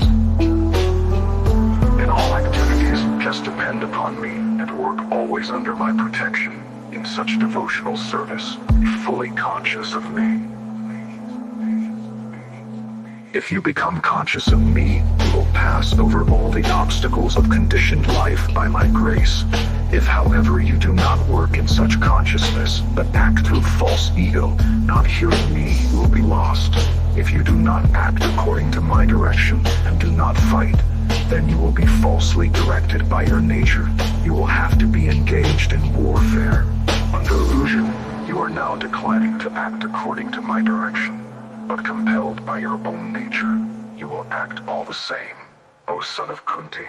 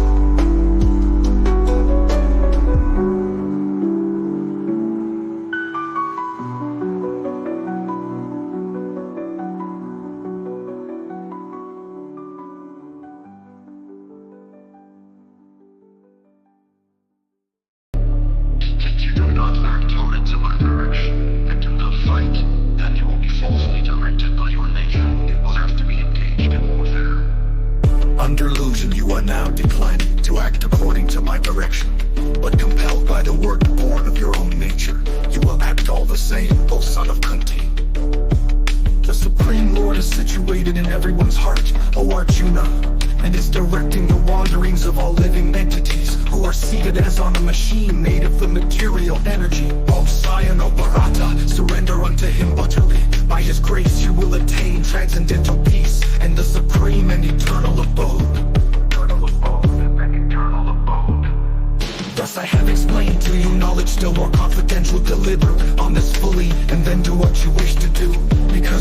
very dear friend, I am speaking to you.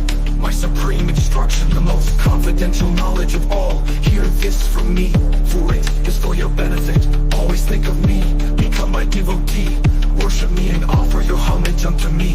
Thus you will come to me without fail, I promise you this, because you are my very dear friend.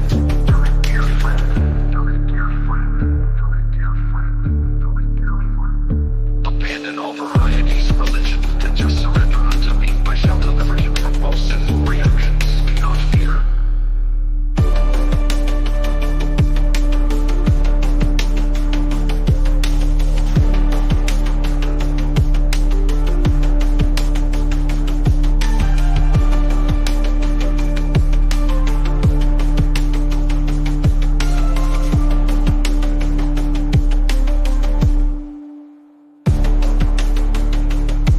The Supreme Lord, your final one.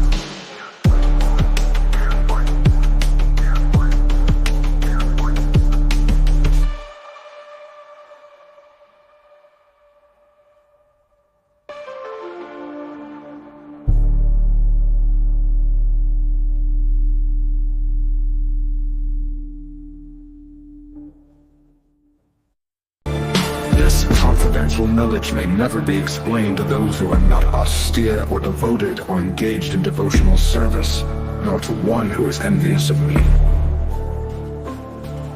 For one who explains the supreme secret to the devotees, pure devotional service is guaranteed, and that at the end he will come back to me.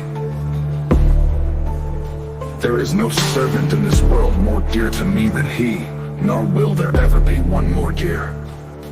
And I declare that he who studies this sacred conversation of ours worships me by his intelligence. And the one who listens with faith and without envy becomes free from sinful reactions and attains to the auspicious planets where the pious dwell.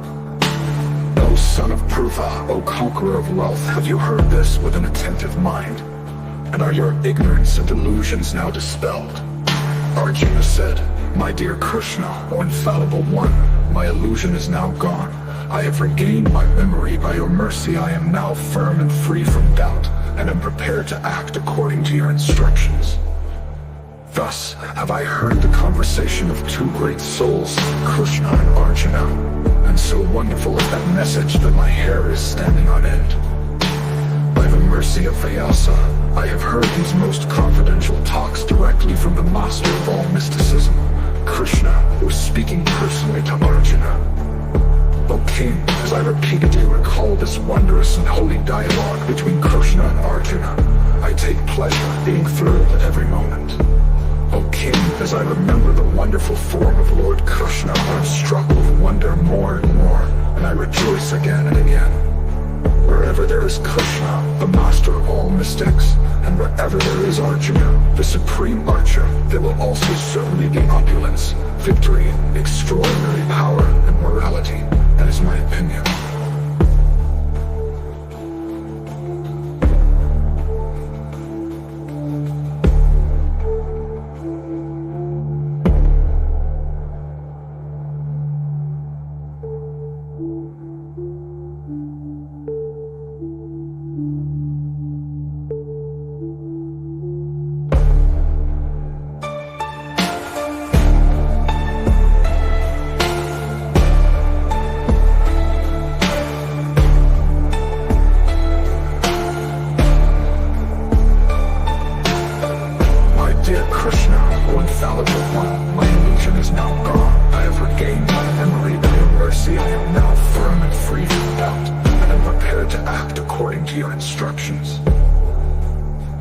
Thus have I heard the conversation of two great souls, Krishna and Arjuna, and so wonderful is that message that my hair is standing on end.